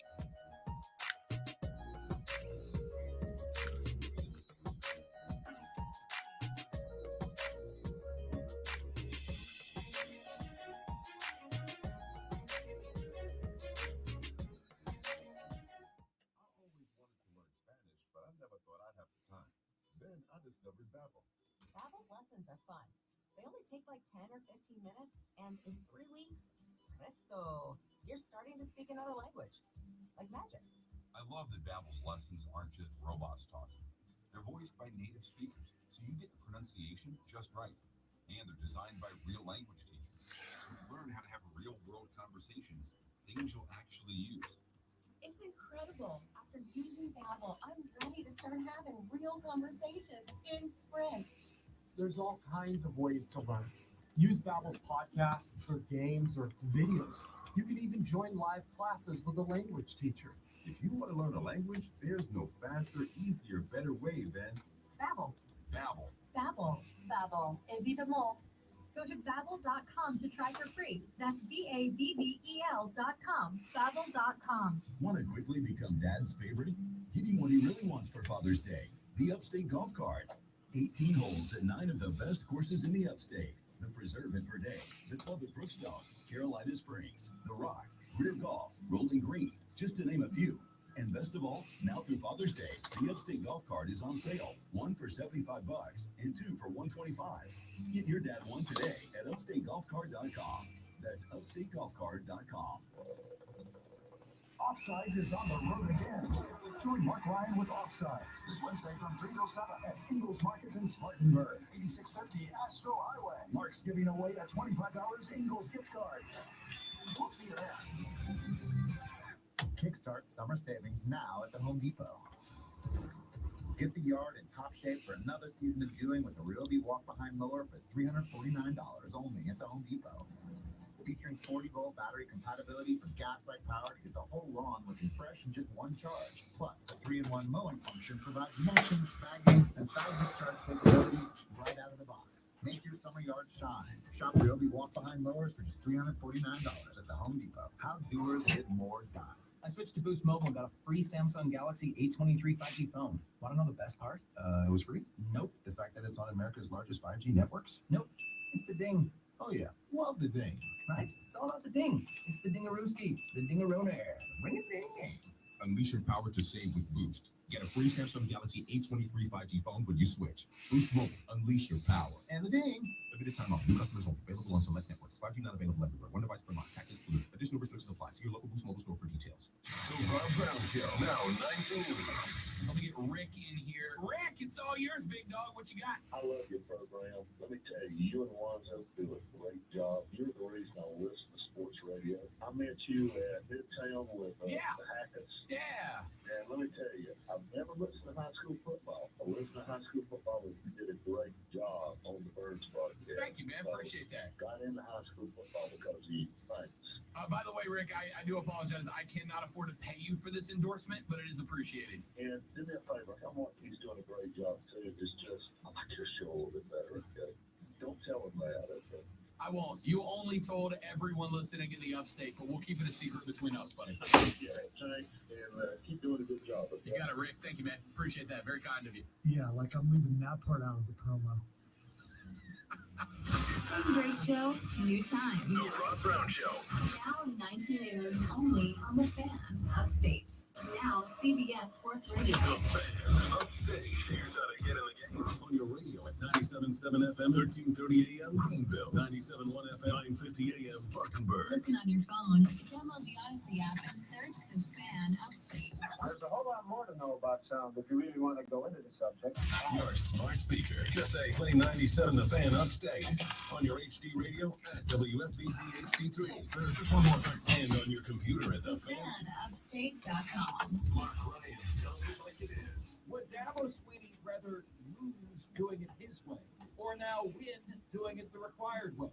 Look, I agree with Dabo about wanting what's best for the sport, but you are not going to win in this sport if you're not involved with name, image, and likeness, if you fail to utilize the transfer portal, if you avoid hiring the best possible coaches and instead hire your boys because we're close, our families are close, and they've deserved it, and you're finally beginning to see all of this catch up with Dabo.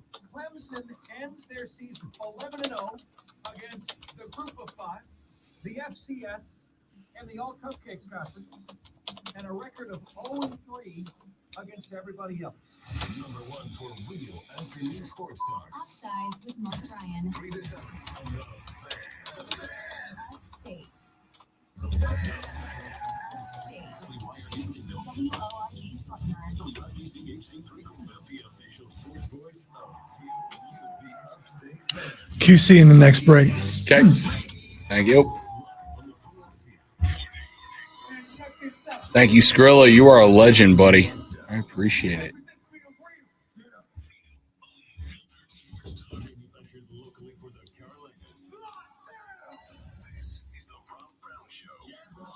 Only The Fan Upstate.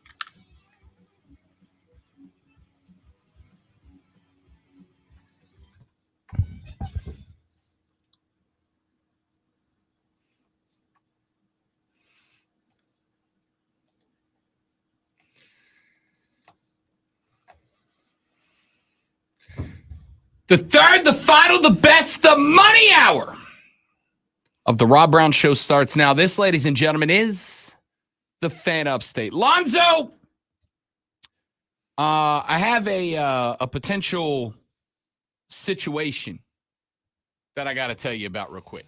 Lay it on me. I certainly will. I was doing the show on Saturday. That, of course, would be Bet for the Cycle. It is the nation's best baseball gambling show. It is hosted by yours truly. It is hosted by former Major League Baseball player Cody Decker. And it is produced by everybody's favorite Hate-Ass Mario. And Cody decided to bring up a discussion point that I went off the deep end just a little. There is a relatively popular podcast called Foul Territory. Foul Territory is a podcast that talks baseball, and they rotate through guest hosts, most of whom are former Major League Baseball players. Now, it's not the most popular pod in the world. On Twitter, it's sitting on about 6,200 followers right now, but it's got some level of following. AJ Przinsky and Jason Kipnis, who is a former Major League Baseball player, were hosting the show, and they were talking about the New York Mets. Now, the New York Mets, of course, are in the National League East. They're a team I'm very familiar with as they are a direct rival of your Atlanta Braves. They are also a team right now 5 games back of the ATL in the NL East. Jason Kipnis was hosting this show, and he got asked about the Mets because the Mets are a big spending team this year. They put a lot of money onto the payroll with the expectation of being very good. And the Mets aren't bad. They have just gotten back up over 500. They're at 25-23. They are 7-3 in their last 10, and they've made up a little bit of ground on the Bravos, who are 4-6 in their last 10. But they're not where they expected to be. They expected to be closer to that 29-17 mark that Atlanta is sitting on right now, if not better. So Jason Kipnis, former player, was asked, what's going on with this team? Why aren't they better? And Kipnis said, all those veterans and no leadership. And that's fine, right? That's fine. I think anybody who's been in this line of business has at some point said, this team lacks leadership. Lonzo, you've probably said that about a team before. I'm sure I have. Yeah. Yes. We've all said at some point, this team lacks leadership. And that's fine. AJ Przinsky then asked him, you played with Francisco Lindor. Was he a leader? Now, at the very end of the career of Jason Kipnis and the beginning of the career of Francisco Lindor, they played together in Cleveland. Lindor said, I'm going to repeat it again. All those veterans and no leadership. He basically said, yeah, Francisco Lindor's not a leader. Now, I don't really even have a problem with that. That's fine. If you want to call a guy out, if you want to call out one guy and say that guy's got no leadership, I'm good with that. But I do expect you to stand by that comment. Jason Kipnis did not. Francisco Lindor was asked about former teammate Jason Kipnis's comments, and he said, quote, I haven't talked to him. That's how he feels, and it is what it is. Yeah, that's all. I don't really have much to say. That's a fine response from Francisco Lindor, is it not? Yeah, highbrow. Yeah. I mean, just move on. Yeah. Yeah. I got nothing to say. I'm not going to respond to it. I'm good. That's fine from Francisco Lindor. In fact, I would even go so far as to say that's the response of a leader. I'm not really worried what you have to say, Kip, because you are not on this team. You're not in this clubhouse. You're not a guy looking to me for leadership. So I'm not really worried if you think I'm a leader or not. Well, Francisco Lindor's wife, Katya Lindor, got into the discussion. She reposted the comments of Kipnis in a tweet. And in that tweet, she said, quote, my husband is such a classy person. He would never say what a bully Kipnis was in the clubhouse. Sounds like a true leader versus the opposite of a leader. Shrug emoji. Now, let me make one thing abundantly clear here. And I told this to Cody Decker on Saturday. Wives, girlfriends, family members, kids, they're all off limits when it comes to criticism, right? Unless and until they inject themselves into the conversation. I'll give you an example. See how Lonzo feels about it. Brittany Mahomes. If you, over the past handful of years, have criticized Brittany Mahomes, you were wrong about it. But over the past year to year and a half, Brittany Mahomes has, via TikTok, via her relationship with Jackson Mahomes, Patrick's little brother, who can't stop bringing negative attention on himself, and with the criticism of Chiefs fans who were upset at her for spraying champagne out into the crowd from her box suite on them, along with her coming publicly to the defense of Patrick Mahomes when he's been criticized. Brittany Mahomes has entered the arena. And once you enter the arena as a consenting adult, you are not immune to being criticized as well. Katia entered the arena in defense of Francisco Lindor. A fine move. I appreciate the hell out of a woman who, pardon the pun, goes to bat for her guy. I respect that. I think every king should be looking for a queen who will ride side with him. I'm good with that. But then Jason Kipnis started backing off. Then Jason Kipnis said, quote, I said what I said. We'll move on because I don't have the energy nor the want to for Twitter back and forth. Also, Frankie wasn't expected to be a leader when he was young. I bet he's grown into a damn good one. We're just talking about bleep because they're not winning like they can. End quote. No, Jason Kipnis.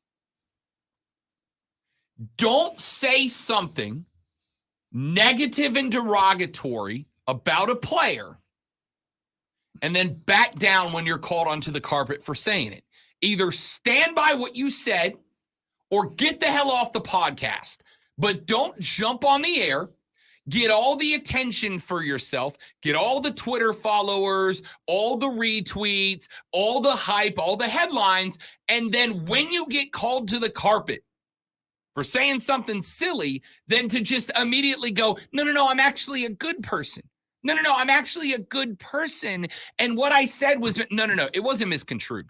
You had an opportunity at the time to sharpen that thought, to back off that thought, to retract that thought, to go, yeah, okay, Lindor was, in fairness, a young player when we played together, so maybe I shouldn't be talking about the fact that he wasn't a leader then and he's not a leader now. You had all the opportunity in the world.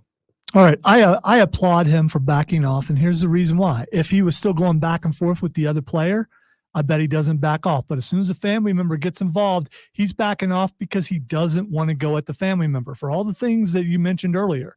I know you say they're fair game once they inject themselves, but it's still someone's wife, and he's not going to go at my dude's wife. He's just, if it was just them two going back and forth, bet he doesn't back off. But because the wife got in there, he's trying to stay away from that, because then it gets extremely personal. It's not a player versus player. Now you're bringing in the family, and she brought herself into it. But still, she brought herself into it, and now he's backing away because that's when things really get heated, when the wife or the mom or whatever gets involved. You say something back, then bad blood really starts to exist, where there probably wasn't a whole lot in the first place. So I get it. Am I saying that the wife could jump in and say whatever she wants? No. But in his case, I'm guessing he backed off because the wife got involved and he didn't want to go at the wife. So I'm going to address this from both angles. And I'll start with that side of it. When I started dating the fiance, the lady friend, we had a couple of conversations about how her life was going to be impacted by mine out of the gate. And there were two things I brought to the forefront. Number one, I watch a lot of sports. Whatever you think a lot of sports is, I want you to triple it and then triple that. And that's closer to the correct amount of sports. It's always sports in my life. It's my career. And I like my career and I'd like to stay into it. So I watch all the sports. So if me staying home and watching sports 5 out of 7 nights a week is going to be a deal breaker, you need to call it off now. And that's okay. I'll understand, but it is my career, my life. And the second thing that I told her, as I've told every woman I've ever dated, the second thing that I told her was, Lonzo, this is the most shocking thing about me, but some people don't like me. It's not many of them, but some people don't like me. Some people think that I'm obnoxious. They think that I'm annoying. They think that I'm too much. Some people think I'm a bad influence. And those people have zero problem telling me that, predominantly on social media. But it's not uncommon for people to tell me to my face in a public setting, I don't like you. I don't like your show. You're obnoxious. You're a jerk. You're wrong. You're conceited. You're this, you're that, whatever. And the reaction from me, most of the time, is to try to handle it the way that Francisco Lindor handled it. Unless you are the guy who signs my paycheck or the woman that I lay down next to at night, I don't really care, right? And I told her, while I appreciate that that you are a ride or die, while I appreciate that my woman gives me hell all the time, it's like the Southeastern Conference. I will give you hell all the time. I don't know if she will like being compared to the Southeast Let me finish Conference. I think it's a compliment. Okay, all right. It's a compliment. It's like the SEC. They give each other crap all the time. But the minute that an ACC fan lobs a joke at the SEC team, what happens? SEC, SEC, SEC. The chant starts, right? I appreciate you give me hell, but I also appreciate that if somebody else gives me hell, you're ride or die. But you have to stay out of it. You have to let it go. Because if you inject yourself into it, you become fair game. And that's when it can get ugly. Katya Lindor injected herself into the conversation. Now, she's a grown-ass woman, right? She's a grown-ass woman entering the arena of sports talk. She has every right to do it. Again, she's a grown-ass woman.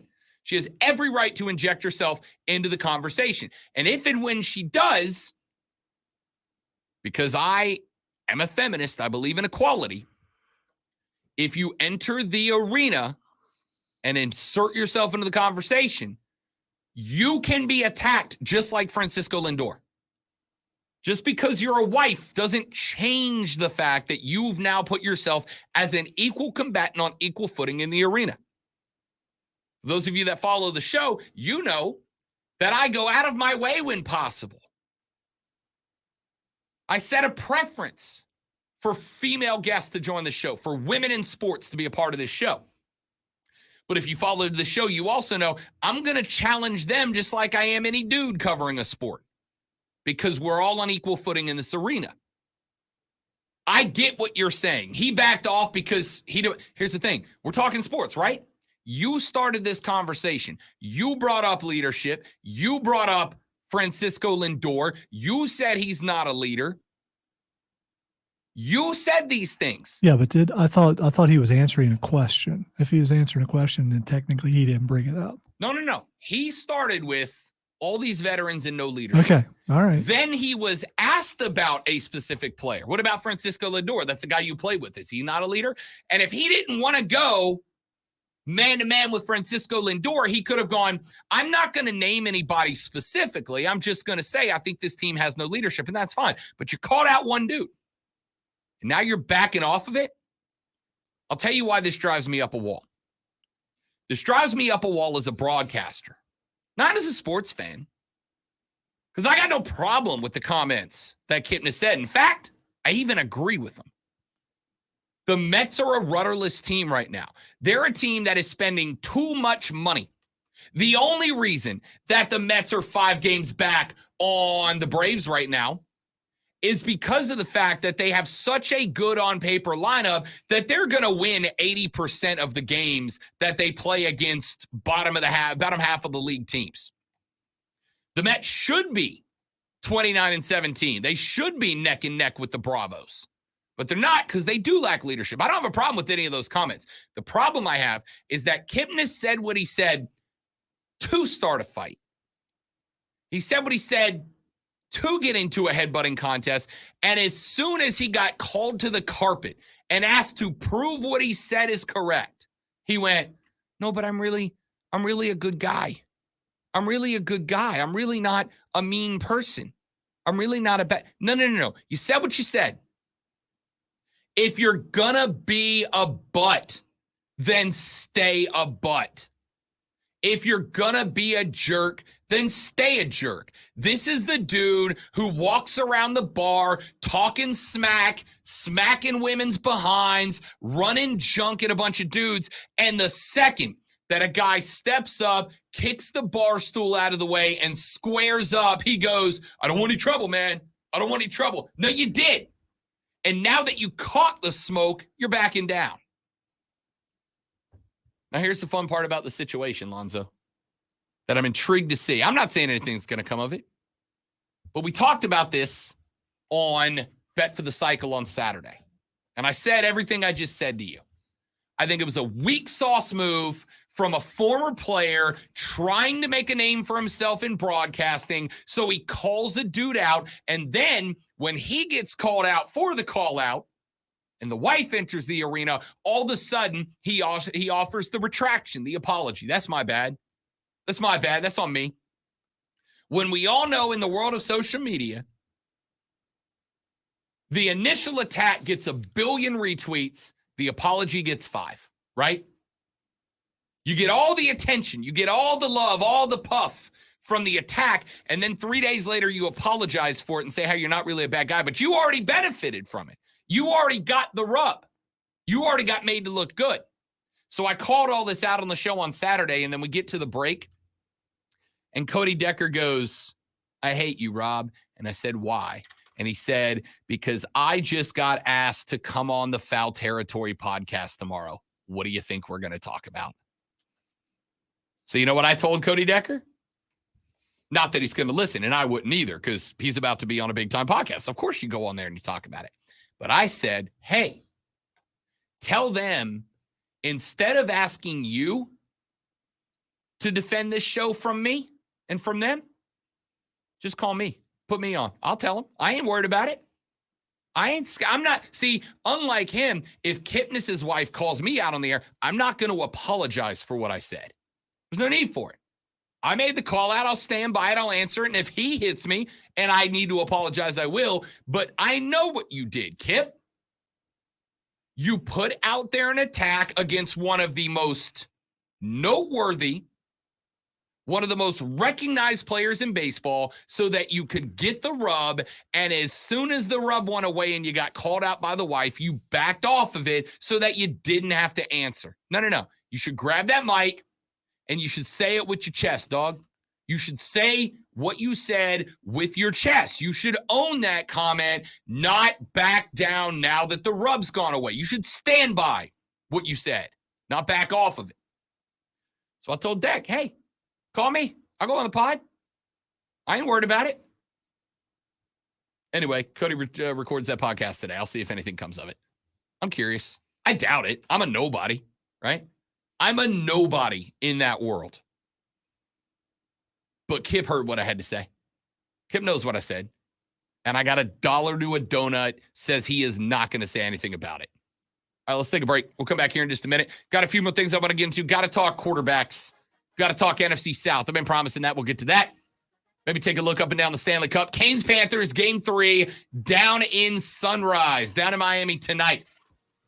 Carolina has to now win at least one of the next 2 on the road, preferably tonight, because going down 3-0, nope.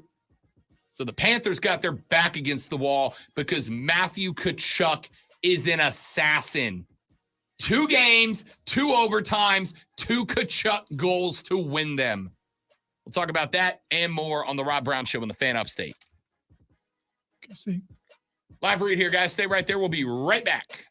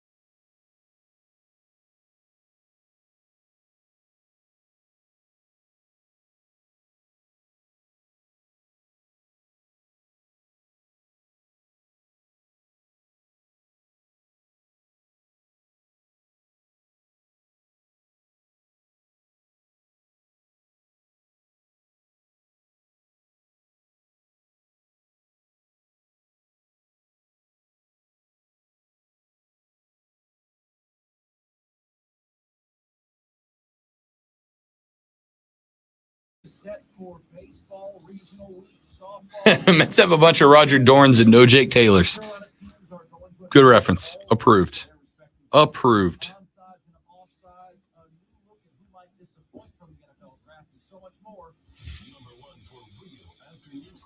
Offsides with Mark Ryan. Upstate.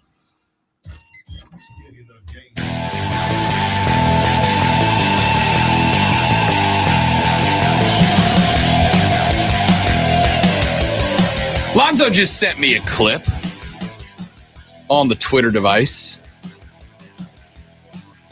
Can we run the audio from that? Obviously, I got it, so I didn't have time to upload it beforehand. Andy Dalton at the podium at Panthers camp right now. Short little 15-second clip, but Andy Dalton confirms something that I told you all a minute ago, which is Andy Dalton knows exactly the situation Andy Dalton's in.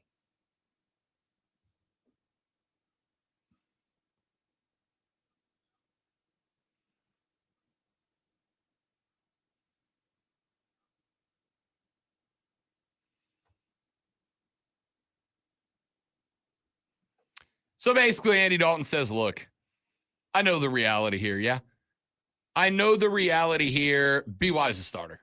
I mean, not right now, but at some point, it is inevitable he is going to be the starter. And of course he is. Of course he is. We all know that's the future. Yeah, you don't draft someone number 1 overall and not plan on using them. I was reading through some of the replies. It's David Newton, who covers the Panthers for ESPN, that posted that clip. And I was reading through some of the replies because that clip's been posted a couple of other places. But there's people who are like in shock by this. In shock by this. And I don't understand. This is the water's wet of football reporting, right? This is the desert's dry of football reporting. Andy Dalton knows the role Andy Dalton's in. Andy Dalton is there to be the one right now and to stay the one until BY's ready to be the one. And what he is, Andy Dalton will be the 2.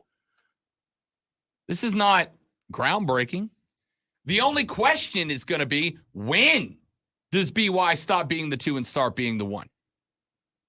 And I mean, we can guess, but it's a guess. It's going to depend on how quickly BY picks up the playbook. And from what I understand, Bryce Young is already out there demonstrating that he gets it. But that shouldn't be a surprise to anybody. BY got drafted number 1 overall, not because of his incredible stature, not because of his blazing speed. He got drafted number 1 overall because he gets it. He knows football. He gets it. There's a dude in my band, Zoe, that is one of those musically gifted people. He can listen to a song one time and then pick up an instrument and play it, right? Like, he just gets it. If you're a musician who isn't like that, me, it's wildly frustrating. Yeah, you hate and love those guys at the same time. I love that guy being in my band. I hate that guy sitting around the campfire when the chicks are hanging out. Hate that guy. Love him when I'm on a stage with him, though, because he can look over and go, do these 3 things. And then you do it, and then all of a sudden you got a song that you've never played before. He's that good. That seems to be Bryce Young with a football playbook, right? He can look up and down it and go, okay, I got it. So, according to several stories, Andy Dalton also mentioned that a play was written up wrong. Bryce Young pointed it out, and they fixed it. Yeah. I'm not shocked by that at all. Not shocked by that. I hope all this is real. I don't want this to be a work. I want this guy to be who they say he is. For sure. For sure, without a doubt. Now, that is not the variable that is going to cause us to have to guess when it is that Bryce Young gets listed as QB1. The variable is going to be, well, first off, Andy Dalton. I'm not saying he will. But Lonzo, what happens if Andy Dalton comes out week 1 and goes 27 of 32 for 310 yards and 4 touchdowns? Then you got to keep him in there. Yeah. You ride the hot hand. Also, you're going with the experience. Yeah. Which he has a ton of. You ride the hot hand for sure, without a doubt. What happens if you go out there and Carolina beats Atlanta in week 1? New Orleans loses to Tennessee in week 1. Tampa loses in, I forget who they got week 1, but they lose week 1. And after week 1, Andy Dalton has let's say he goes 25 of 35 for 205 and 1 touchdown. But the Panthers are a game clear of everybody else in the South. Are you in a rush to get Bryce Young out there at that point? Still not, especially if in that scenario the running game is kicking it. Because that would be the one way that he could score that low and them still win. We know the defenses should be pretty good too. Absolutely. There's no rush at that point. There's no rush.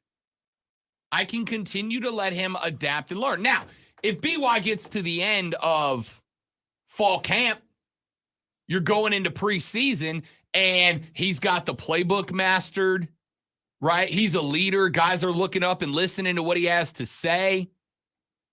I think at that point, you might go, all right, let's ride now. But I give him a chance to feel what regular season life feels like for an NFL player. And you got a great start. Week 1, you're in Atlanta. That's not an exhausting travel routine, right? You're not flying to LA. You're not flying to London. You're not going to stand up in New York City in front of the New York media who blast quarterbacks. You're not doing any of that. You're going to Atlanta, a place that also has tempered expectations right now. You're not going to face a vicious media. It's not an exhausting trip, right? It's a 3-hour bus ride from Charlotte to Atlanta. It ain't much to ask for. So you let him get that, and then you bring him back. And if you're fine, if you're up 1-0 on the division in week 2 when New Orleans coming to town on a Monday night, I can now let you get comfortable with not just a home game, but a primetime home game. A primetime home game that is not a high-pressure home game. It's high pressure. It's a divisional game. But especially if New Orleans drops 1 to Tennessee and you get 1 over in Atlanta, you're not in a bad spot. Even if you lose that game, you're level for the division lead at that point. I can let him learn what it's like to have a primetime game on an off day, not on a traditional NFL schedule. Let him get used to that without having to worry about seeing the field, without commanding an offense. And hell, if you go out there and the Saints jump up 21-0 early, make the switch at halftime, right? Pressure hadn't been on the guy yet. Now you can go, all right, let's plug you in. Baptism by fire, baby. Get out there. Let's see what happens. So the point is, you don't have to be in a hurry here. The point is, you can give my guy some time to get it, some time to feel out the speed of the game, not just on the field, but off of it as well. So even if he's mastered the playbook at that point, you don't have to rush him. You can let him get the rest. You can let him get the off the field NFL life down before you force him out there. I told you, Andy Dalton knows what this is for him, right? I don't think Andy Dalton has any disillusion that Andy Dalton's going to come in and be a Pro Bowler, right? I don't think Andy Dalton is confused as to what he is. He is a 35-year-old journeyman starter quarterback. He had a good run with the Bengals. made the playoffs a couple times, got down to New Orleans, was able to wrestle the starting job away from Jameis Winston and hang on to it, earned himself a big deal with Carolina for a year where he gets to be a bridge transition starter. And guess what happens to Andy Dalton if he kills it as a bridge quarterback this year? Somebody else picks him up to do the same thing next year, and he gets another 1 year, $8 million contract to go play 2, 3, 4 weeks while Caleb Williams gets developed by whoever's next. It's cushy. It's a great spot. Frank Reich knows it. Andy Dalton knows it. BY knows it. That's a great setup. Tell you what the worst setup would be. If Andy Dalton got to the mic and he said, listen, I know Carolina put a lot of stock in this young man. I think he's got the potential to be a very long-term future star in this league, but here's the deal. They signed me to be the starting quarterback. I'm not here to teach Bryce Young. I'm here to win games. I'm here to be the starter. I'm here to earn this job. I'm here to keep this job. I'm here to win a Super Bowl for the Carolina. Like, that's not what you want. And we've seen that before. Aaron Rodgers did that for Jordan Love. Yeah, but those were established starters that have been there for a very long time. I'm guessing that Andy Dalton, when they brought him in, that they already told him that they were drafting the guy, the new starting quarterback, number 1. I'm guessing they told him that. I mean, how could you not when you bring someone like that in? Again, I agree with that. Like, I think that's the conversation you have with Andy Dalton before you sign him, right? Hey, AD, look, whether we get him at 9 or 6 or 3 or 1, we're drafting a quarterback this year.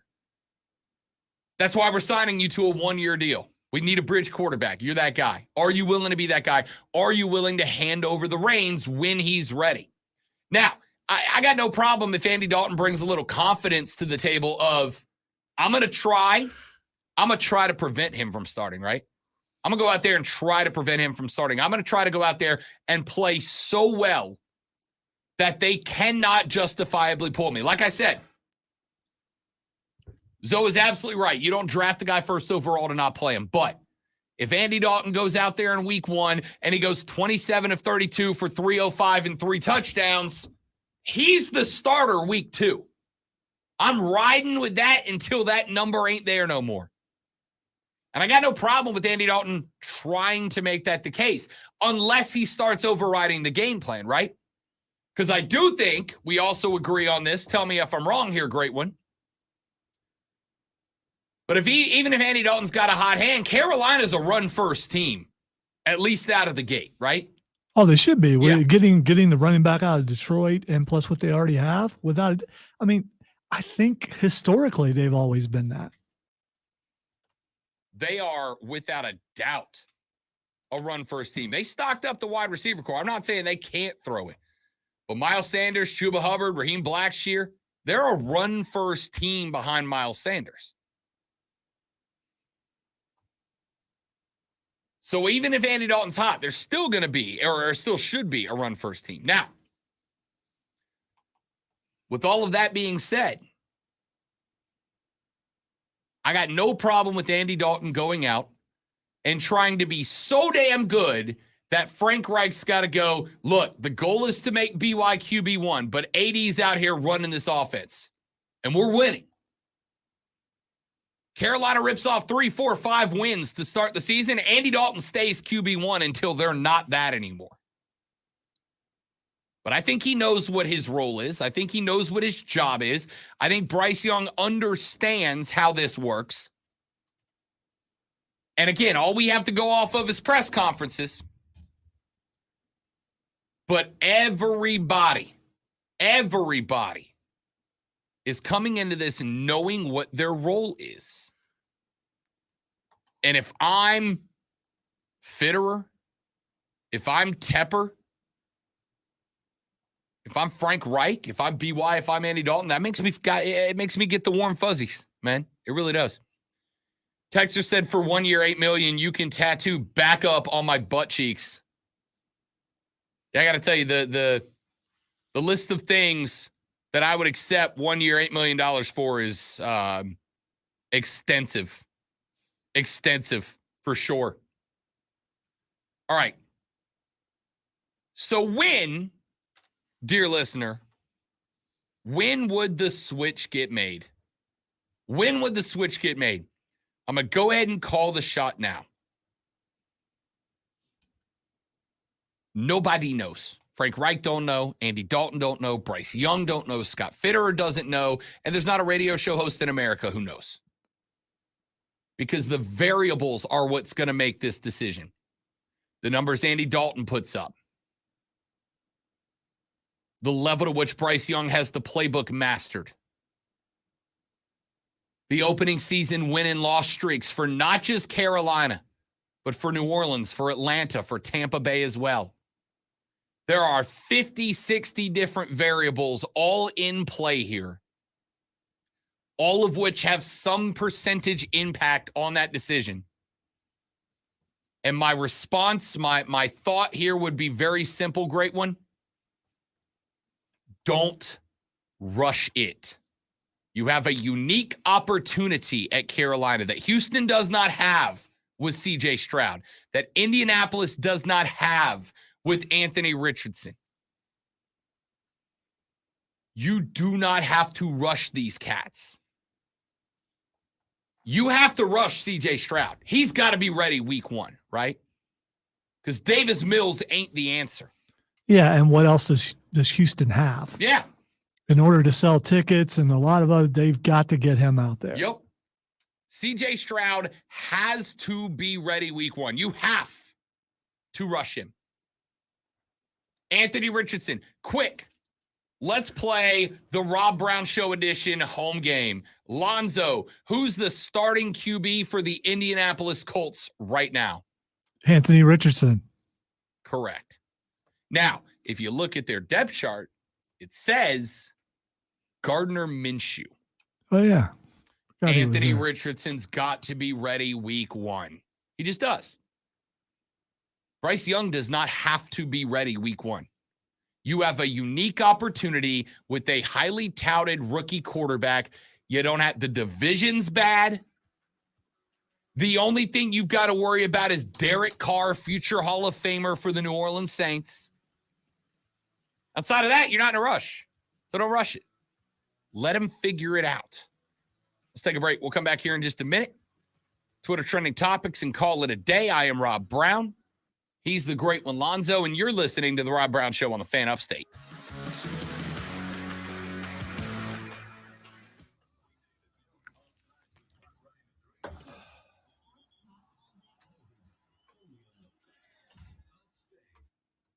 Chuck Sanders. Here's the Sports Flash on the Fan Upstate. Brooks Koepka won the PGA Championship at Oak Hill by closing with a 67 and winning by 2 shots over Scotty Scheffler and Victor Hovland. He's now won the PGA. Case Keenum, Houston legend. Larson took the checkered flag at the All-Star race and earned $1 million Sunday night in the Cup Series. Returns at North Wilkesboro Speedway following a 27-year absence. Bubba Wallace ran second, followed by Tyler Reddick, Chase Briscoe, and Chase Elliott. It's got a chance. Pollock on the run. That ball is gone. Home run. Travis d'Arnaud, his first of the year. 3-1 Atlanta.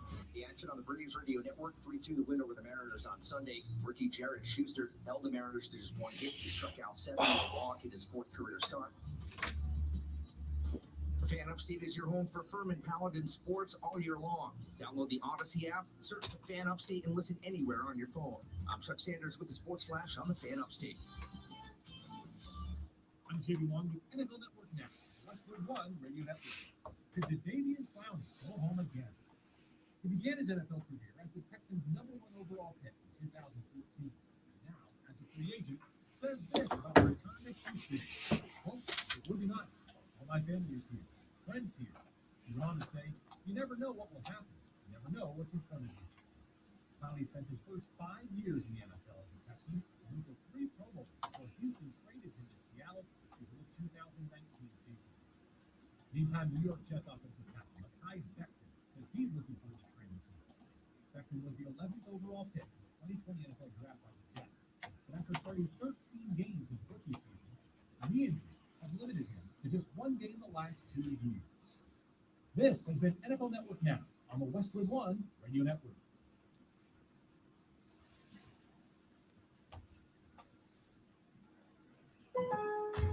Come shop Memorial Day deals now at Lowe's. Refresh your home for the summer for less. When you buy one, get one 50% off on select interior and exterior paints and exterior stains via Lowe's gift card rebate.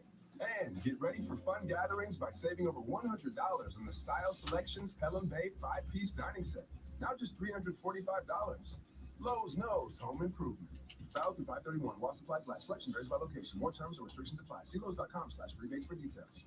The Angie's List you know and trust is now Angie, and we're so much more than just a list. We still connect you with top local pros and show you ratings and reviews, but now we also let you compare upfront prices on hundreds of projects and book a service instantly. We can even handle the rest of your project from start to finish. So remember, Angie's List is now Angie, and we're here to get your job done right. Get started at Angie.com. That's ANGI, or download the app today. Discover credit cards automatically double all the cash back you earn at the end of your first year, which means, wait, hold up. Question for the audio engineer. Go ahead.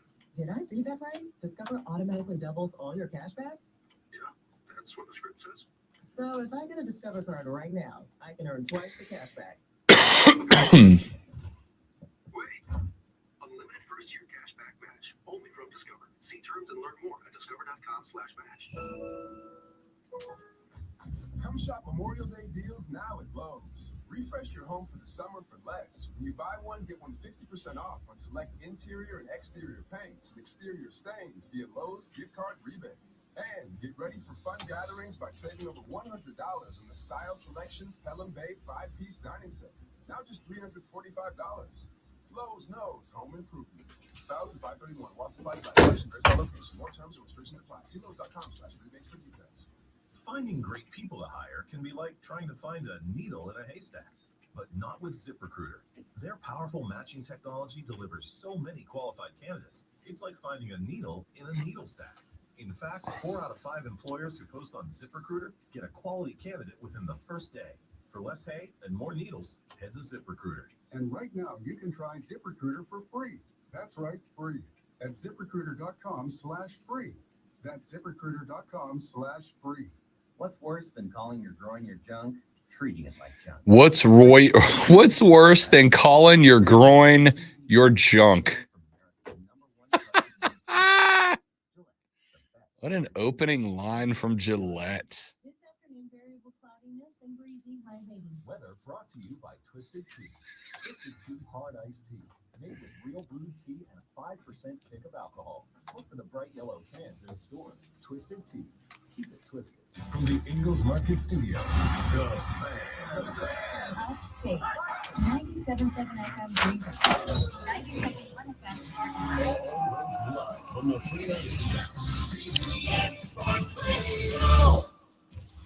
And now, the Rob Bell Show presents Trending Topics. All right, time for Twitter Trending Topics, where I tell Rob what's trending. He tells us why. The first thing that's trending is Mercedes Moné. Yes, the artist formerly known as Sasha Banks has joined a litany of top-tier female professional wrestlers who were injured over the weekend. Liv Morgan has been out. Jamie Hayter is injured again. Mercedes Moné is injured. And there's like a couple others, if I recall correctly. Dakota Kai is on the bench right now. So tough weekend for women's wrestling. And if you watch it, it looks like when supposedly the injury happened, it kind of was her fault. She was trying to do something off the top rope with Willow Nightingale, who is not, she's sturdy. But it just looked like she slipped off the top rope and went all the way down onto the floor, and it might have messed her ankle or her knee up. Yeah, we know what it is, right? It's a dangerous sport. You know what they don't do when a wrestler hurts their leg? Joseph says he believes it's a broken ankle. Broken ankle, that's rough. You know what they don't do when a wrestler hurts their leg at a wrestling match? They don't bring out black tarps and euthanize them next to the ring. Stop horse racing. It's stupid, and you should all feel bad for liking it. You're right, they don't, but she was carried out of the ring, and not good. Yeah, and she was keeping that leg stiff. The next thing is trending is Delaware. Delaware. Hey, I don't know why, but Delaware is trending. And how often do you mention Delaware? I mean, About once a year when NASCAR goes there. okay, all right. I think. So I think they've got a race in Delaware, don't they? I think once a year. I'm gonna tell you the truth. I got a mission in my life to visit all 50 states before I die, right? Delaware's probably going last.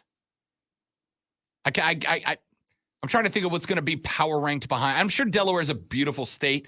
To the one of you from Delaware listening, are you right sure now. though? I mean, because we haven't been there. It isn't like that there are photos everywhere unless you really go digging for Delaware. Let's see highlights of Delaware. Delaware. It's one of those words that the more you say it, the less real it feels. Joey B said raising Delawareness. Joey B is a dad now. He is a dad now. So let's see. Delaware beaches, which I'm looking at. No. Namor's estate in Wilmington, Delaware. I met Prince Namor.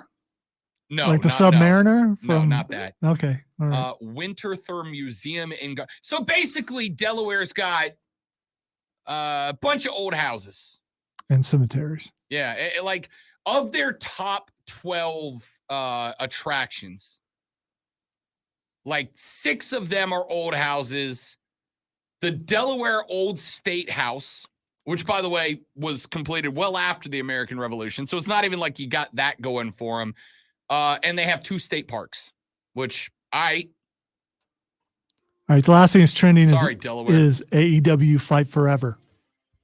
The video game, which is still not out. No, release date has just come out. It's June 29th. Oh, okay. They actually show some gameplay. I don't know, man. I don't know. It's going to be more video game-ish than the 2K, the WWE series, right? Yeah, it's hard to top More that. classic video game-ish. Yeah, we'll see. Highlight of Delaware, Joe Biden, just stay away. Wow. The heat at the end of the show. Ladies and gentlemen, boys and girls, that's the end of the show. Thank you guys so much for listening. Hope you enjoyed it as much as we enjoyed bringing it to you. We're back tomorrow to do it all over again, but better on the Rob Brown Show and the Fan Upstate. Later, brother.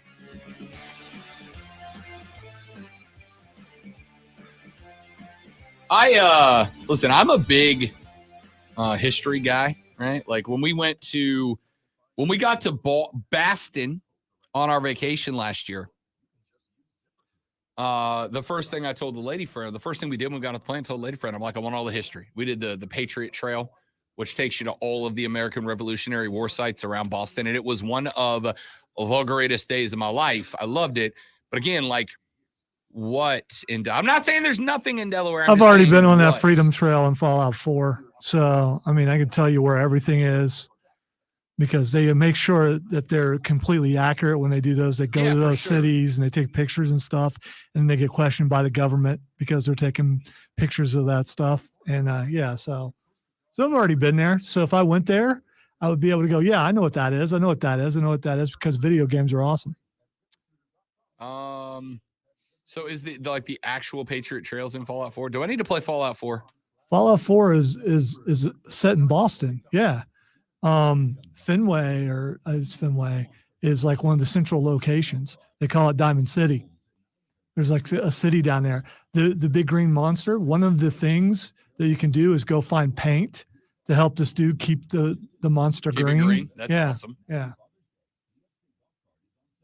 Everybody has Boston accents. I mean, yeah.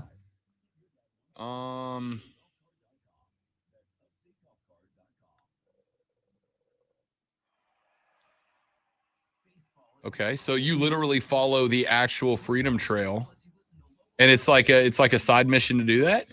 No, you contact the railroad. Okay. And the railroad, what they do is synths who want to escape the Institute, they help to integrate them into society because they look and sound like real people. And so it's another one of you have to side with a certain faction near the end, and that's how the ending happens. It's another one of those. You have to do a bunch of undercover drops and things like that. It's pretty cool.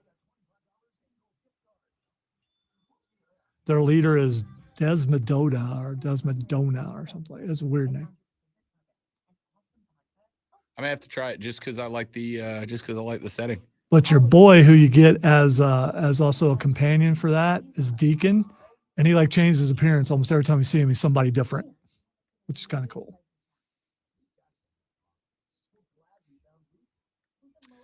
All right, ladies and gentlemen, thank you guys for hanging out. Appreciate it. You're all spectacular people. Have a lovely rest of your day. We'll see you back here tomorrow to do it all over again. Goodbye.